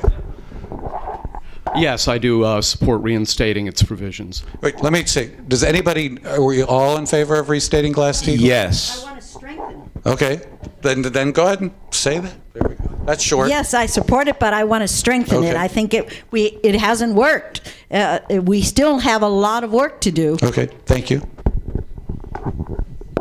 Oh, you got they're moving around. Musical microphones. Yes, it's devastated the economy, housing, and African American community, other communities. Following on the last question, so yes. Thank you. We have Dodd-Frank. I know Chris Dodd. I know Barney Frank. They both have briefed me on this. They are both incredible progressives. They believe that Keep it short. Dodd-Frank is the right way to go, and I would support reinforcing that as opposed to Glass-Steagall. Thank you. We need to enforce Dodd-Frank, especially its provisions on executive compensation, which are ridiculous, but I absolutely support reinstating Glass-Steagall. It was a tragedy that we ever went Stop. down that road. Okay, good. Thank you. The acceleration of income disparity in this country is clear. The proof is in the pudding. We need to fix it. That doesn't mean identical word for word, but we have to go in that direction. Yes, absolutely. Okay, and also a quick one. I know this is also the Glass-Steagall Act. Well, I'm not going to take the time right now, but it's Steagall with the ST, and I would encourage you to take a look. It relates to the Breaking up role big of the banks. banks and two different types of banks and financial institutions.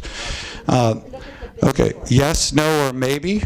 Qualify it with a sentence at the most. Fracking. Kumar. Very much opposed. You know, the only renewable source that in the long run makes sense is solar. There's enough. Okay. We need to do That's everything good. there. That's good. I'm getting better at enforcing this. It's hard, though. You guys have been really good self-policing. Absolutely opposed to fracking.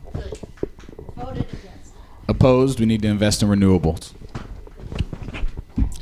Opposed until we could make it safe for people's health and their neighborhoods, and in the meantime, full investment in renewables as the alternative. I'm opposed because I prefer my water non-flammable, and One more sentence. That's it. well, I just say I introduced legislation to ban fracking in the state of Maryland. There you go. Yeah, fracking is redundant and unnecessary. We have other sources. Yeah, clearly not necessary. We got to get all over renewables, no question.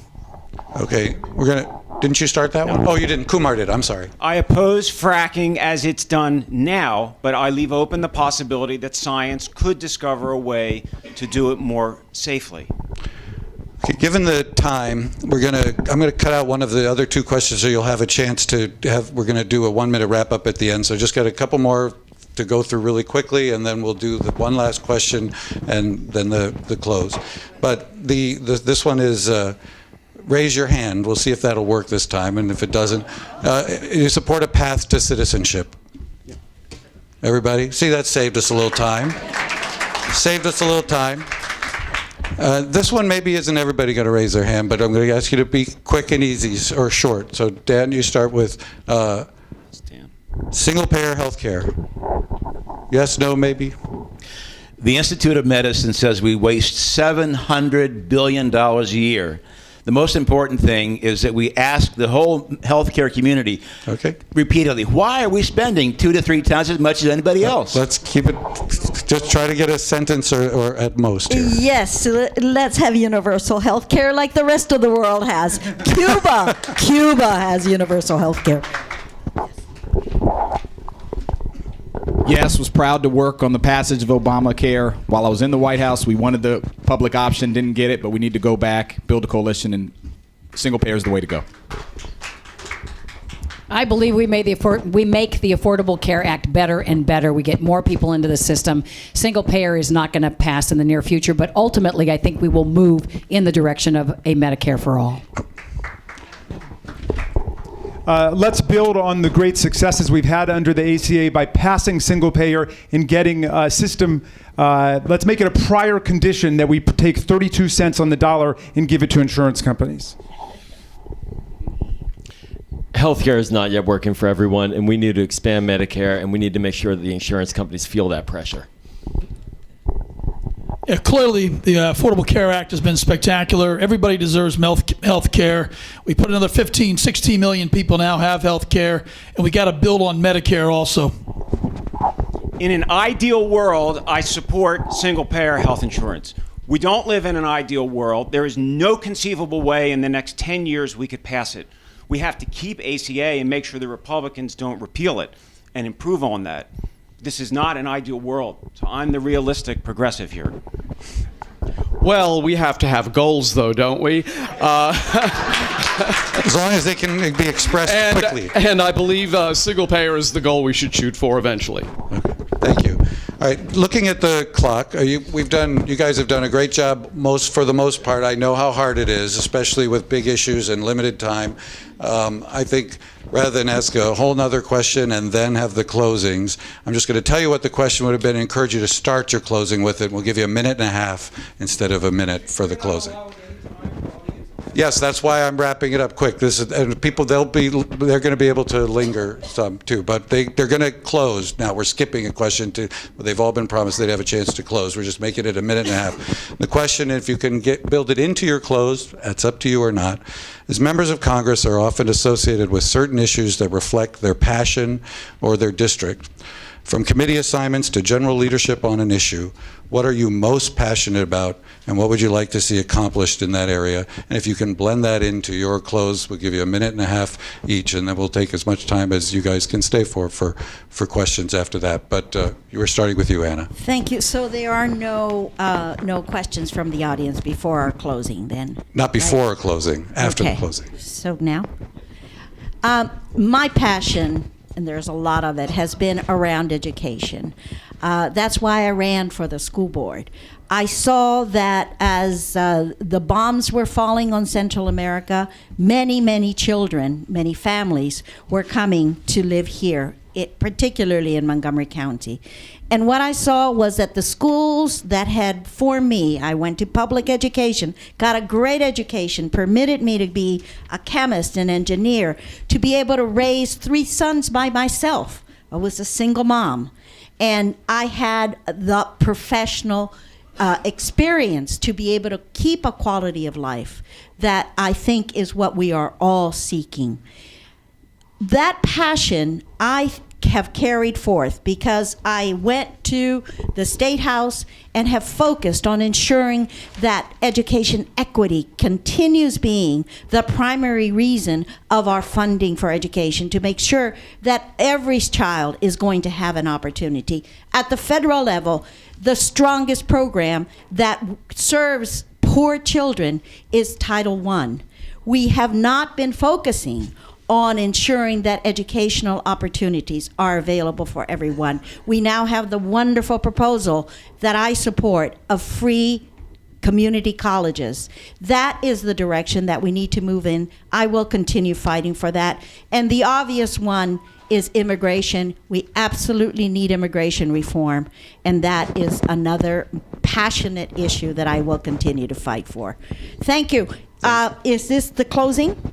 Well, it's a minute and a half altogether Okay. for both, so J- you just j- used up that time. Just as I say bye-bye, my name is easy to remember. It goes from A to Z. Ana Sol Gutierrez. Thank you.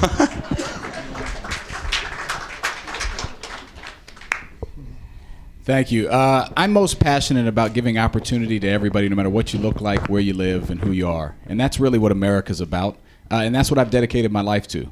I share with you my story of my friend who lost his life and how on the 20-plus years since I've been trying to correct the systems that created those lack of opportunities for him. And with me, I think what we need in Congress now are people that have new voices and fresh perspectives. There's a reason it has a 14% approval rating. I've worked there in the majority and in the minority.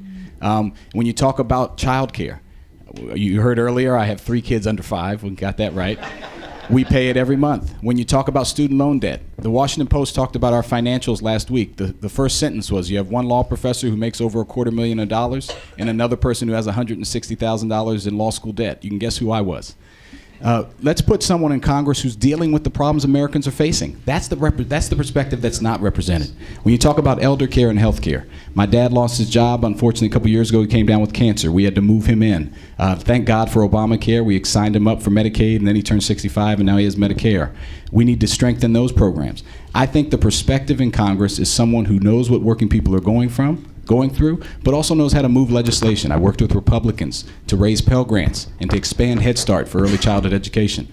I made sure the FDA regulated tobacco products that were harming and influencing our kids to smoke tobacco. I know how the government works on day one, having worked in the House, the Senate, the White House, and the Department of Education. Send someone who has that life experience, but also the political experience to get things done. Thank you. Before you start the clock, let me just say, Kai, you did a great job keeping this lively and keeping this moving today. Really nice job. So when I did start, and now you can start the clock, I told you that in many ways I got into this race because I believe too few women will get off the sidelines and run for office. And that was really an animating factor for me. But really, I got in this race because of you. I got to know you through those 25 years of telling your stories up here in Frederick County on the news every night. I got to love this area and the people of this area. I was so lucky to be able to raise my 3 kids in Montgomery County here in this area with all the advantages that we have. But I also know that there are a lot of problems, a lot of things we need to solve going forward if we want a bright future. And so that's really why I'm running for Congress. And the issues I really care about are people having good jobs, knowing that our kids are going to have a better life than we did. That's what we all want for our kids. It's why I would love to be on energy and workforce, because, in education and workforce as a committee on the Hill, because it starts with school and investing in our schools, whether it's English as a second language or kids with disabilities or resources for teachers. And then it ends with getting a job and making sure the jobs are connected to the community colleges and the vocational schools in the area, making those things work. I also worked in business, and in business, you get things done. You got to move things forward. Stalemate, gridlock is not an option. Otherwise, as you know, you go out of business. And for me, it was solving problems, creating teams. I was a progressive voice in a pretty conservative but good company, and I helped a good company become great. A good company become more environmentally friendly, more diverse, more open to the LGBT community. And that's what I'd like to do in Congress, to open up this world to more opportunity to your children and the future of this country. Thank you.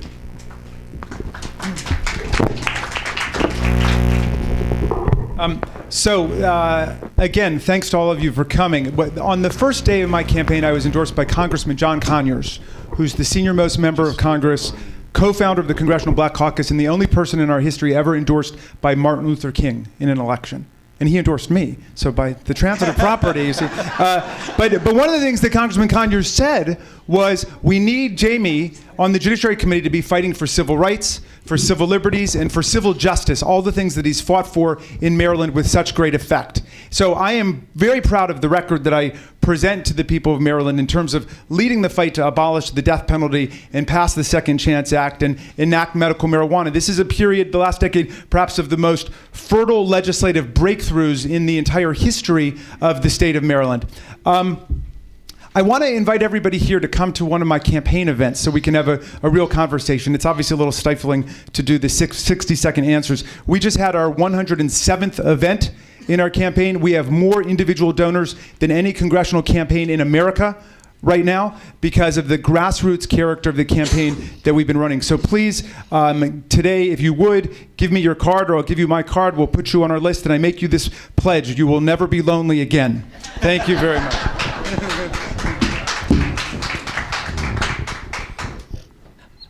I'm passionate about making positive change. When I joined the Peace Corps, I did it because I believed in a Jewish value called tikkun olam, which means healing the world. The idea behind that is that we all have a role to play. We're all equal. We're on this planet for a finite amount of time, and we can make a positive impact. And I've tried to do that in my nearly 20 years of service at the federal level. I have fought hard fights. I helped to build a coalition to fight against going to another war of choice in the Middle East, taking on the orthodoxy, frankly, of the pro-Israel community, taking on the orthodoxy of many in the Democratic Party. And we changed the politics about that. And for that, I was asked to go into the State Department to help win the fight in a Republican Congress and to help ensure that we could keep going forward. And in addition to that, I think really this is about all of us. At the end of the day, what kind of community do we want to have? Where do we want to put our dollars? Where do we want to invest? What I'm asking is for your vote so that someone like me, someone who has been a civil servant, been in federal government for a dozen and a half years, my wife as well, we get it. We have 3 small children. We understand what it means to raise a family, to be in tough, difficult times politically, to watch it, to feel the racism, and to fight back and to make change. And that's what I promise to do, because at the end of the day, it's about ensuring that we have a better world for ourselves and that we do heal this world for all of us. Thank you. Thank you. It really starts with great constituent services like Chris Van Hollen has had for years. We already have an office in Walkersville. That's where you have to start. After that, it's, do we need a different type of person in Washington? Gridlock, 14% approval rating. Is just electing the same type people year after year really going to get anything done? And that's our suggestion. We need a different type of congressman that's not beholden to the lobbyists, not beholden to the PACs. The typical congressman spends 40% of their time, 40% raising money. That's time you can't be out listening to the people, saying, what do the people need? How do we get things done? Working across the aisle, working with Republicans, Democrats, as Americans, but also practical solutions like we've done in our company. We put in free GED. We put in 2 states right now, free college tuition. We banned the box across the country in 21 states. And we've also said for our LGBT members, you know, we're not going to discriminate. You can have health insurance too. And we did that 14 years ago before it even became a topic. We were already there, day one. So it's practical solutions, a different type of congressman, and trying to move America out of the gridlock. Thank you. Well, the policy issue that I'm most passionate about is clearly my family policy that I've been working on and off for 30 years. But right now, what I'm especially passionate about is the connection between the family policy, Frederick and Carroll counties, and my ability, I believe, to be a bridge builder. On a host of policies, I disagree with my distinguished colleagues, some of whom are old friends. I am a bridge builder. I've spent the last 11 years raising money from 20 state legislatures, Democrats and Republicans, governors, every possible constellation. I've developed the skills that are needed to work across the aisle. The biggest challenge any one of us will face, quite frankly, is dealing with the Republican majority in the House. Whether the Democrats keep the Senate is a separate matter. I'm ready to dive into that dysfunction, work across the aisle. With my policy background, my skill set, this is something that I feel ideally suited to do. So if you want a party line Democrat, you know, someone who's true to traditional Democratic values on the left wing, then you should vote for one of my opponents. But if you recognize the realities in Washington now, you know, and you want an independent voice, someone who will seek creative solutions, as my family policy is and my Social Security policy is, you can look on my website. I'm ready to work with the Republicans and actually get things done. And I've been up to Frederick and Carroll now 36 times to the 2 counties, knocking on doors, hundreds and hundreds of you. Thank you. And I find that you are actually more in line with my views than a lot of the folks in Montgomery County. Not all, but a lot. Thank you very much for giving me this opportunity. I think it's clear that I am very passionate about using technology, training, and education to fill 4 million unfilled jobs in the United States so we can rebuild our middle class and get people jobs that really pay great wages. You know, my grandfather, as I've said, helped to invent with his colleagues television technology, and now, ironically, I'm running against somebody who's benefited from that. I don't hold that against you, of course.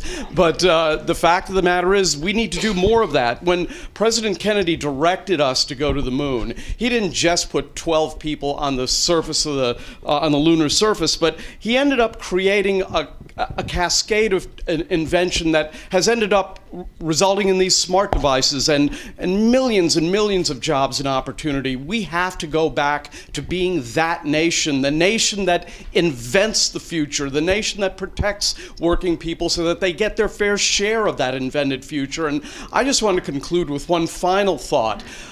You know, if the infants alive today who are 1 year old, if they live to be my grandmother's age, they're going to see the very beginning of the 22nd century. And I want you to put this election in the context of how they will look back upon us. I want for them to say about America in 2016, boy, I'll tell you, they had great leaders back then, so far-sighted to have helped to put money into R&D, to defeat global warming, to make all of our electricity renewable. I think we can do that, and we can start that right now. Thank you, and I hope you can vote for me. Thank you. If I tried to establish my climate change credentials by telling you that I walked here from Bethesda today, that would be a lie. But I'm not lying when I say we can fix Congress. And if you go to my website and you know the litany, what is it litany? NPR, The Atlantic, and Politico. I know you don't believe it, but go there and think about this. A red state, Nebraska, voted to increase the minimum wage, voted to increase the gas tax, gave dreamers driver's licenses. And they thought, you know, I can explain to my western Nebraska cattle ranching constituent that having these kids drive around without licenses, they don't have any insurance. And they have to have a license to get insurance. And to get a license, they have to take a skills test.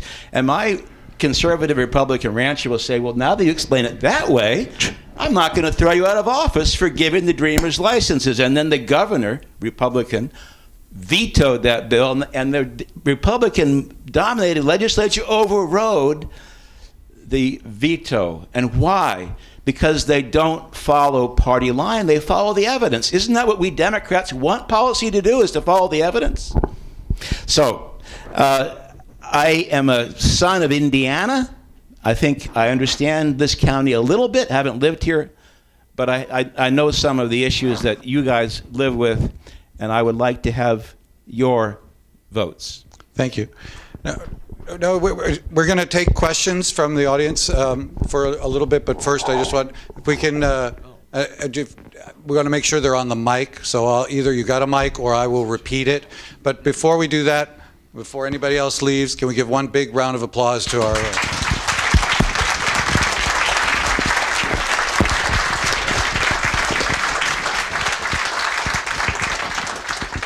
Really, I mean, I hate to repeat myself, but after watching the Republican debates, I mean, it's just, I don't know if it gets more night and day than that, you know.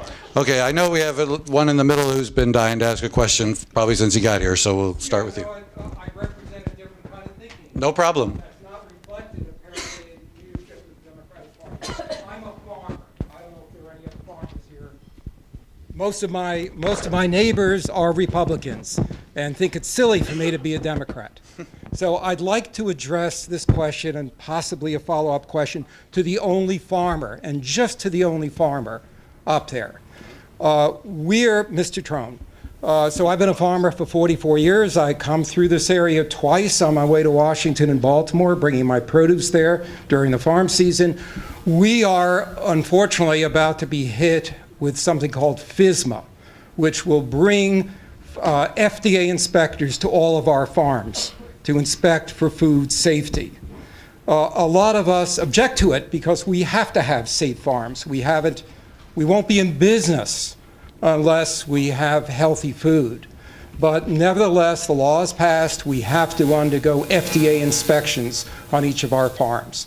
So my question is, your thoughts about this and thoughts about the question of whether or not it's necessary on FSMA to have an antiseptic food system. That is, many of us think it is good and permissible to have E. coli, listeria, to actually be impacted by things, lest we come up with a sterile environment.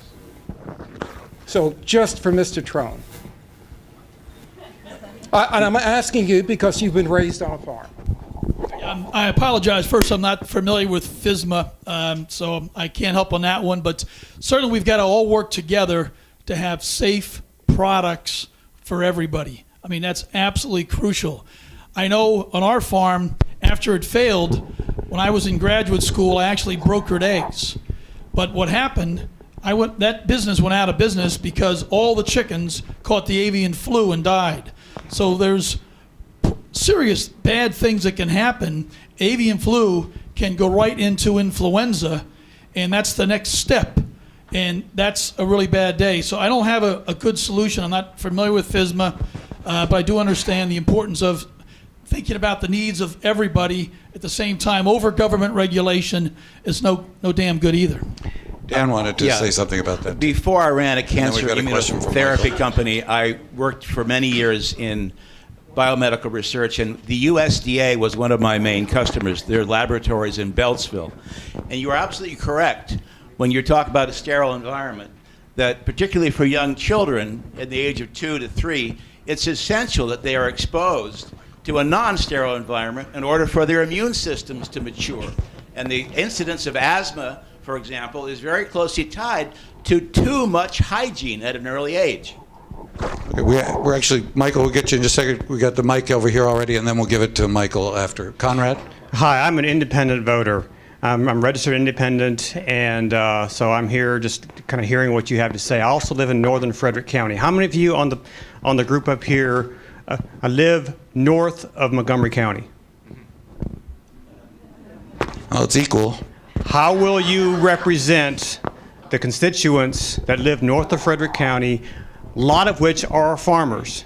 I've been on farms all across America, and the farmers in the West say we are not represented because they don't know what the heck we're doing out here. They don't understand agriculture. How will you understand what these farmers up here in northern Frederick County do, and how will you represent this county to the people in Washington, D.C.? You said you're an independent voter. This is a map of Anybody who wants to answer can, but we'll of the just try to keep it short. gerrymandered Maryland 3rd District that Anna voted against. This is a non-gerrymandered state, the state You got of them Iowa. backwards, by the way, but that's all right. Yeah. Oh, sorry. You are disenfranchised by the gerrymanders who close the primaries to you. And if you go to my website, you will see that I lay out a procedure approved by the Montgomery County Board of Elections that will allow you and every other independent voter to vote on April 26th in this primary legally. Will, we're going to, we'll just go down. Yeah, well, Then Joel. right. Currently, I represent Rockville and Gaithersburg in the state legislature. Gaithersburg, as I like to call South Frederick. And the fact of the matter is, many of the issues that I've had to deal with throughout my career are very similar to the ones that you might see. But most specifically, last year I negotiated the compromise between our Republican governor and our Democratic House and Senate on the implementation of phosphorus regulation pollution into the Chesapeake Bay. And we had to do it in a way that would work for farmers. And fortunately for us, in one of the few moves that I think Larry Hogan has done correctly, he picked a conservative, democratic farmer to be his head of agriculture, and it was through that compromise vehicle that we were able to come up with a solution that the environmental community supported and the ag community supported.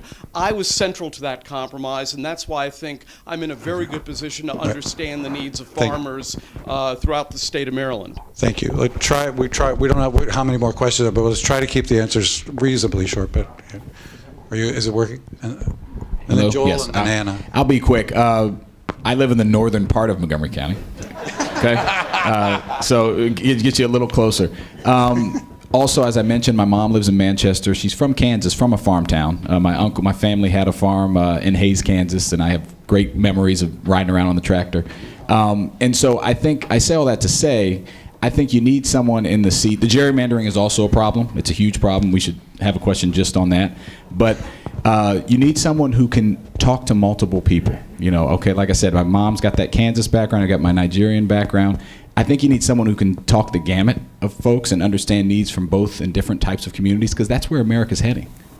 As we handle these challenges of the economy and disparities and de facto segregation in our schools, you need a leader who can talk to everyone across the spectrum and sees it as their job to do that. So I can pledge to you that that would be my job to do that. I would recommend you register as a Democrat until we do an open primary system so you can make a choice. All right. Thank Joel, and then Anna.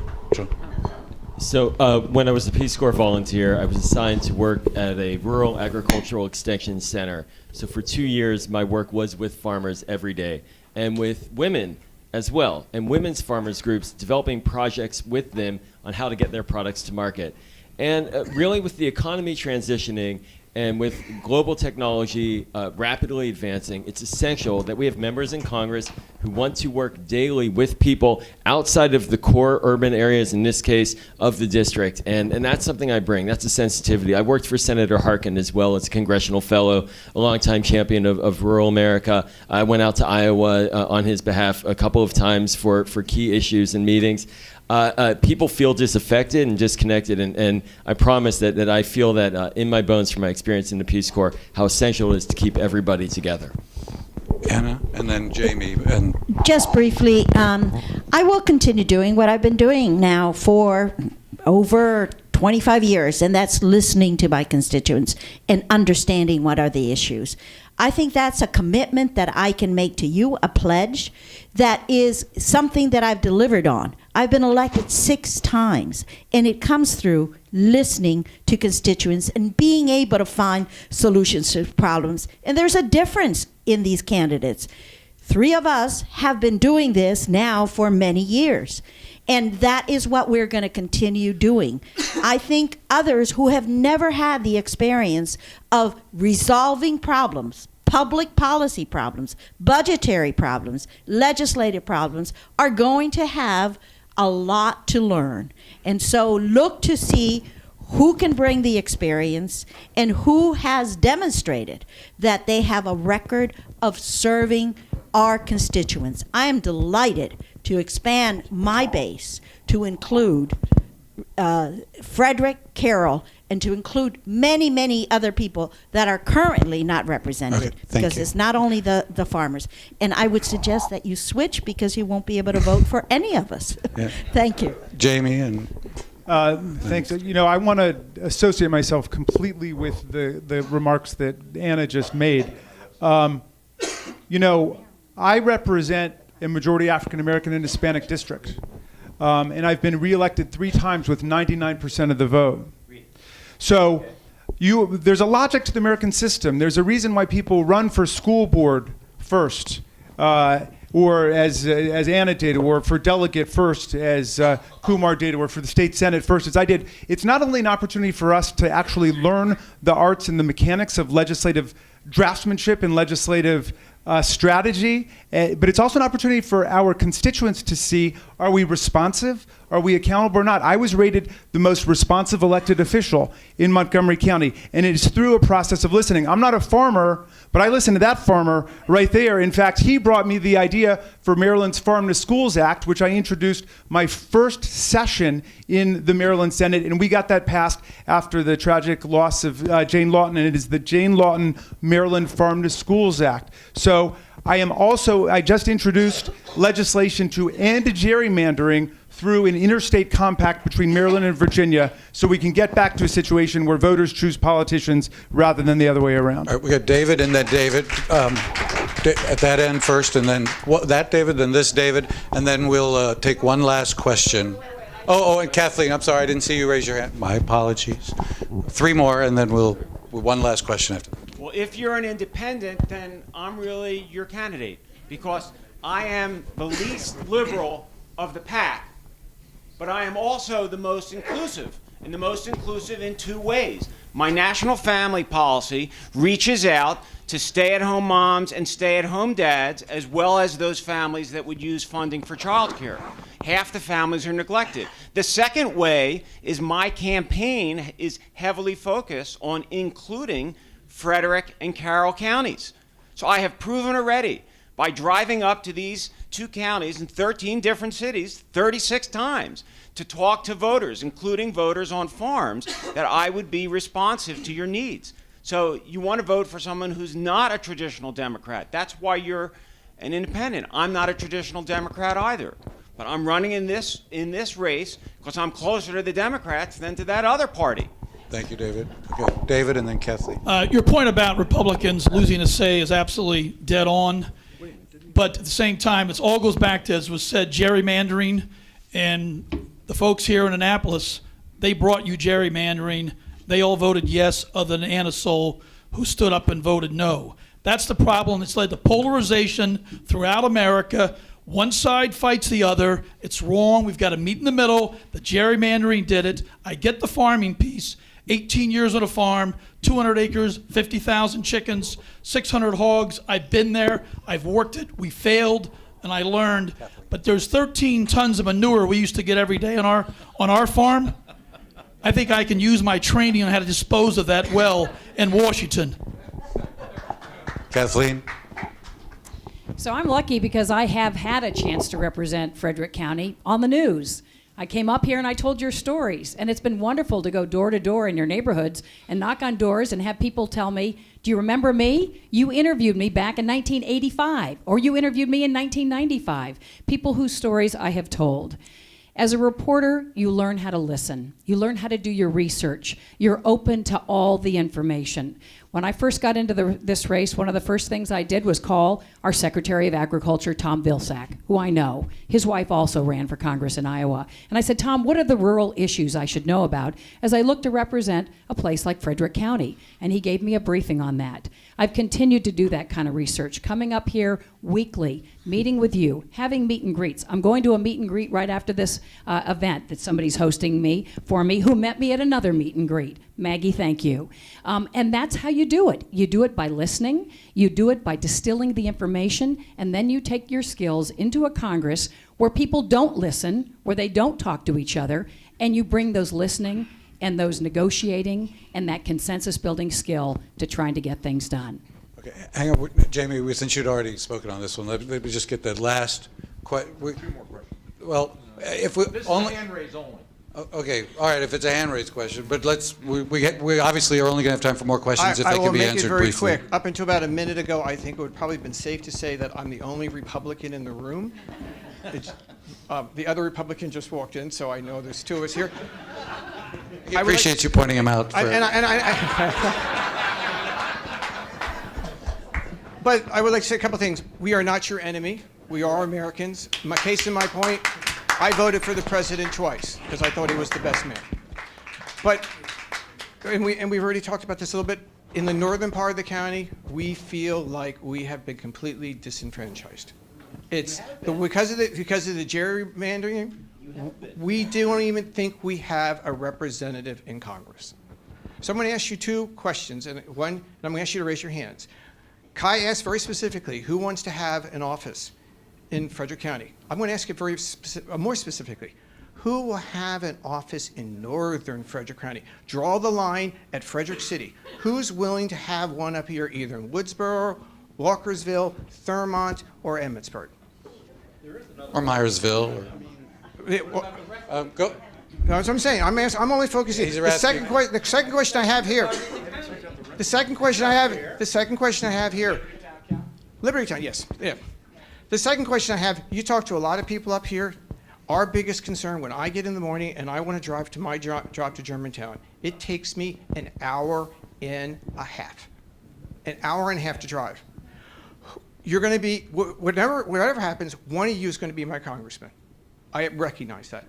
Are you willing to support the widening of 270? Yes, absolutely. Who's not willing to support the widening of 270? Will, I didn't see you raise your hand. Who's willing? I want a hand raise. Who's willing to widen 270 to 3 lanes? Please raise your hands if you're willing to do it. Thank you. Those are my questions. Okay. Do we? Last one. You said there were one other one? Okay. There and there, if And there are increase short the answers, mark and groups. that will be it. But after that, anybody who wants to linger, some candidates will linger, some of their staff will linger. You guys come up and ask people questions. So 2 more questions if they're not too long. This is addressed to the candidates that have no elected experience. Chris Van Hollen is held up as a role model to many of you. In fact, in your closing remarks at one of the events, Ms. Matthews, you, I think, said his name about 5 times.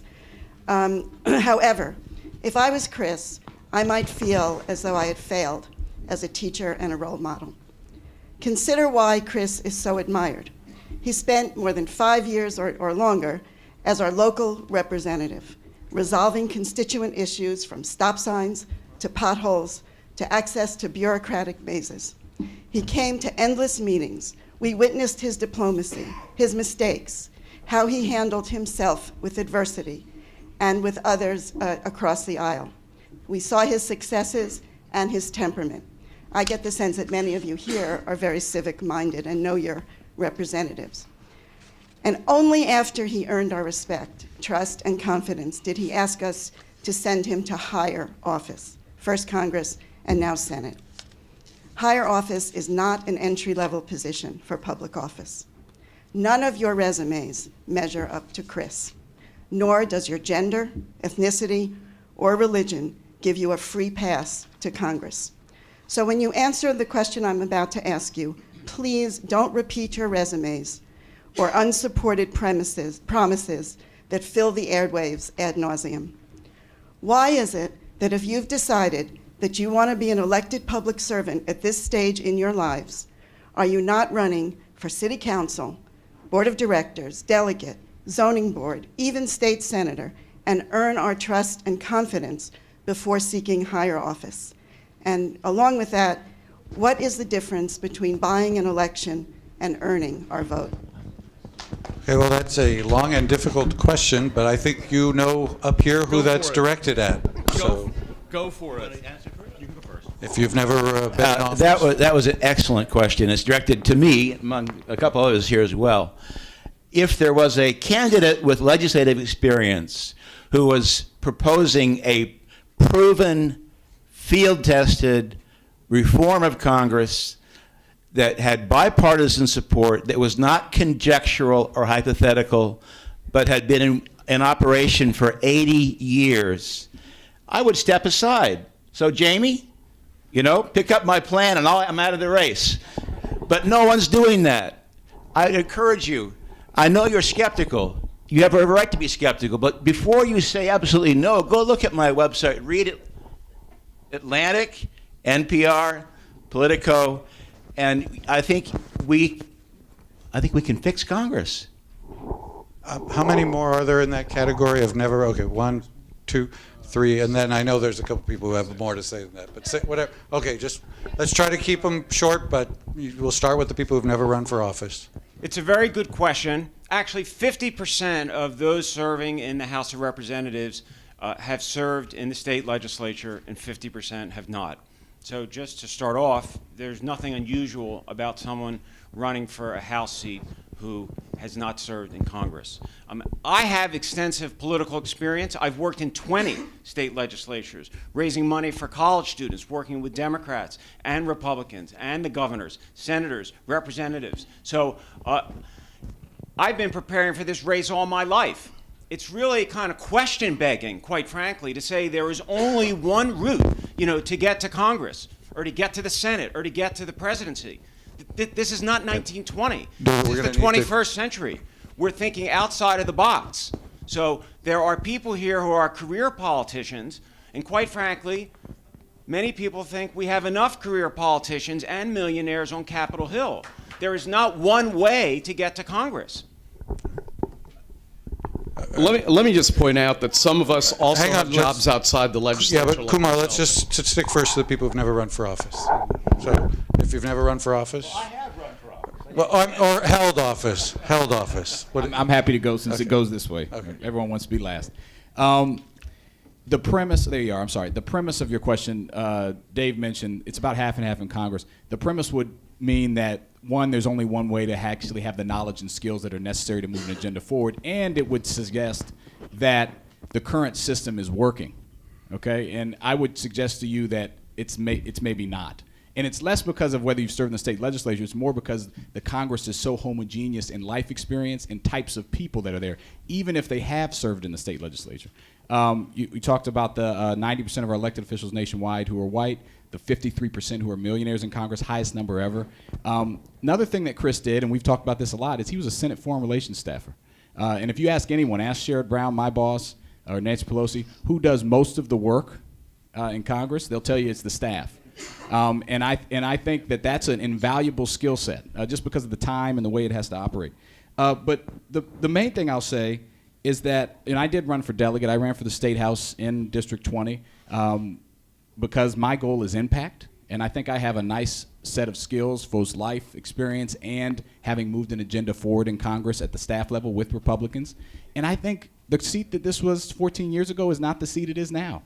We're more diverse. We're a lot different. The country's in a different place, and I think we need something different in Congress.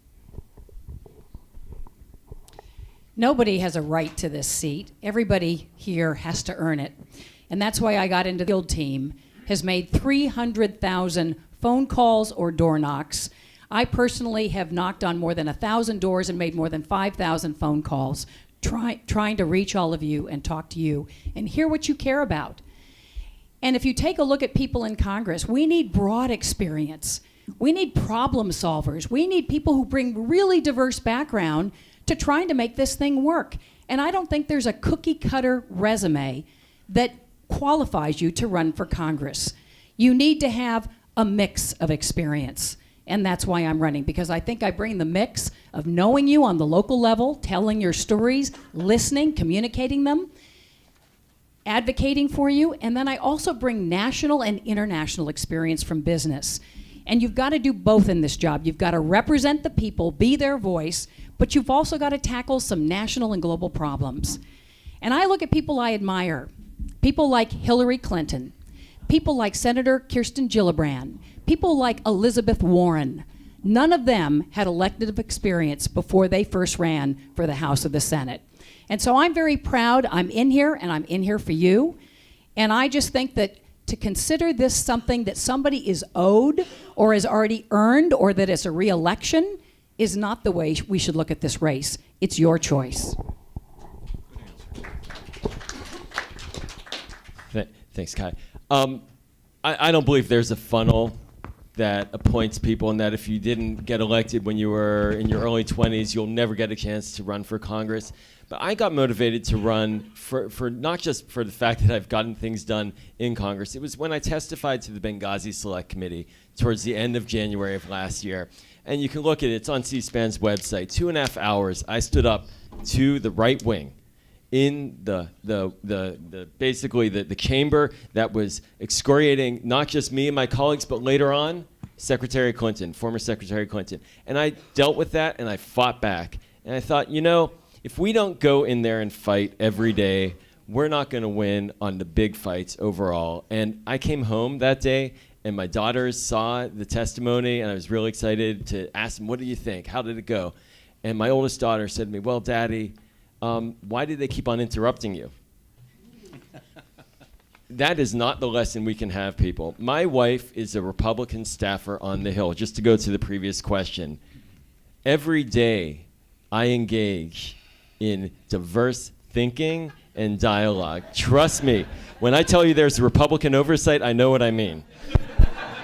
And honestly, I believe that all of us bring qualities that will be an incredible asset to our district come next year. Thank you. David? I think really everybody nailed it really well. I mean, Joel, Kathleen, Will did a great job on that. David, of course. I mean, we can't let that 0.5% that are chosen politics as their entire life rule America. We need change. We need something different. And it's if you've only ever done politics and all you care about's the next election, and you're beholden to the special interests who are pulling America apart, that's not the America I want my kids to be growing up in. Kai, I have to. You have to allow me to respond. Make it really quick, because I just found out that there's another group scheduled to have this room at 3:30. Sure. Maryland's legislature is a citizen legislature. In addition to being a delegate and the majority leader, I'm also the chief financial officer of a small environmental company in Rockville, Maryland. And I know my other colleagues here have jobs outside of the legislature as well. Listen, to denigrate me or somebody else as being a career politician is to be ignorant of the kind of sacrifices I've had to undertake. I earn a lot less money as a legislator and an accountant than I would have if I had never run for office. I do it because I love public service, and I also do it because I see the value in having one foot in each world. I am in the private sector, as I have been my entire adult life, and I'm a state legislator, and I'm damn proud of all of it. Okay, well,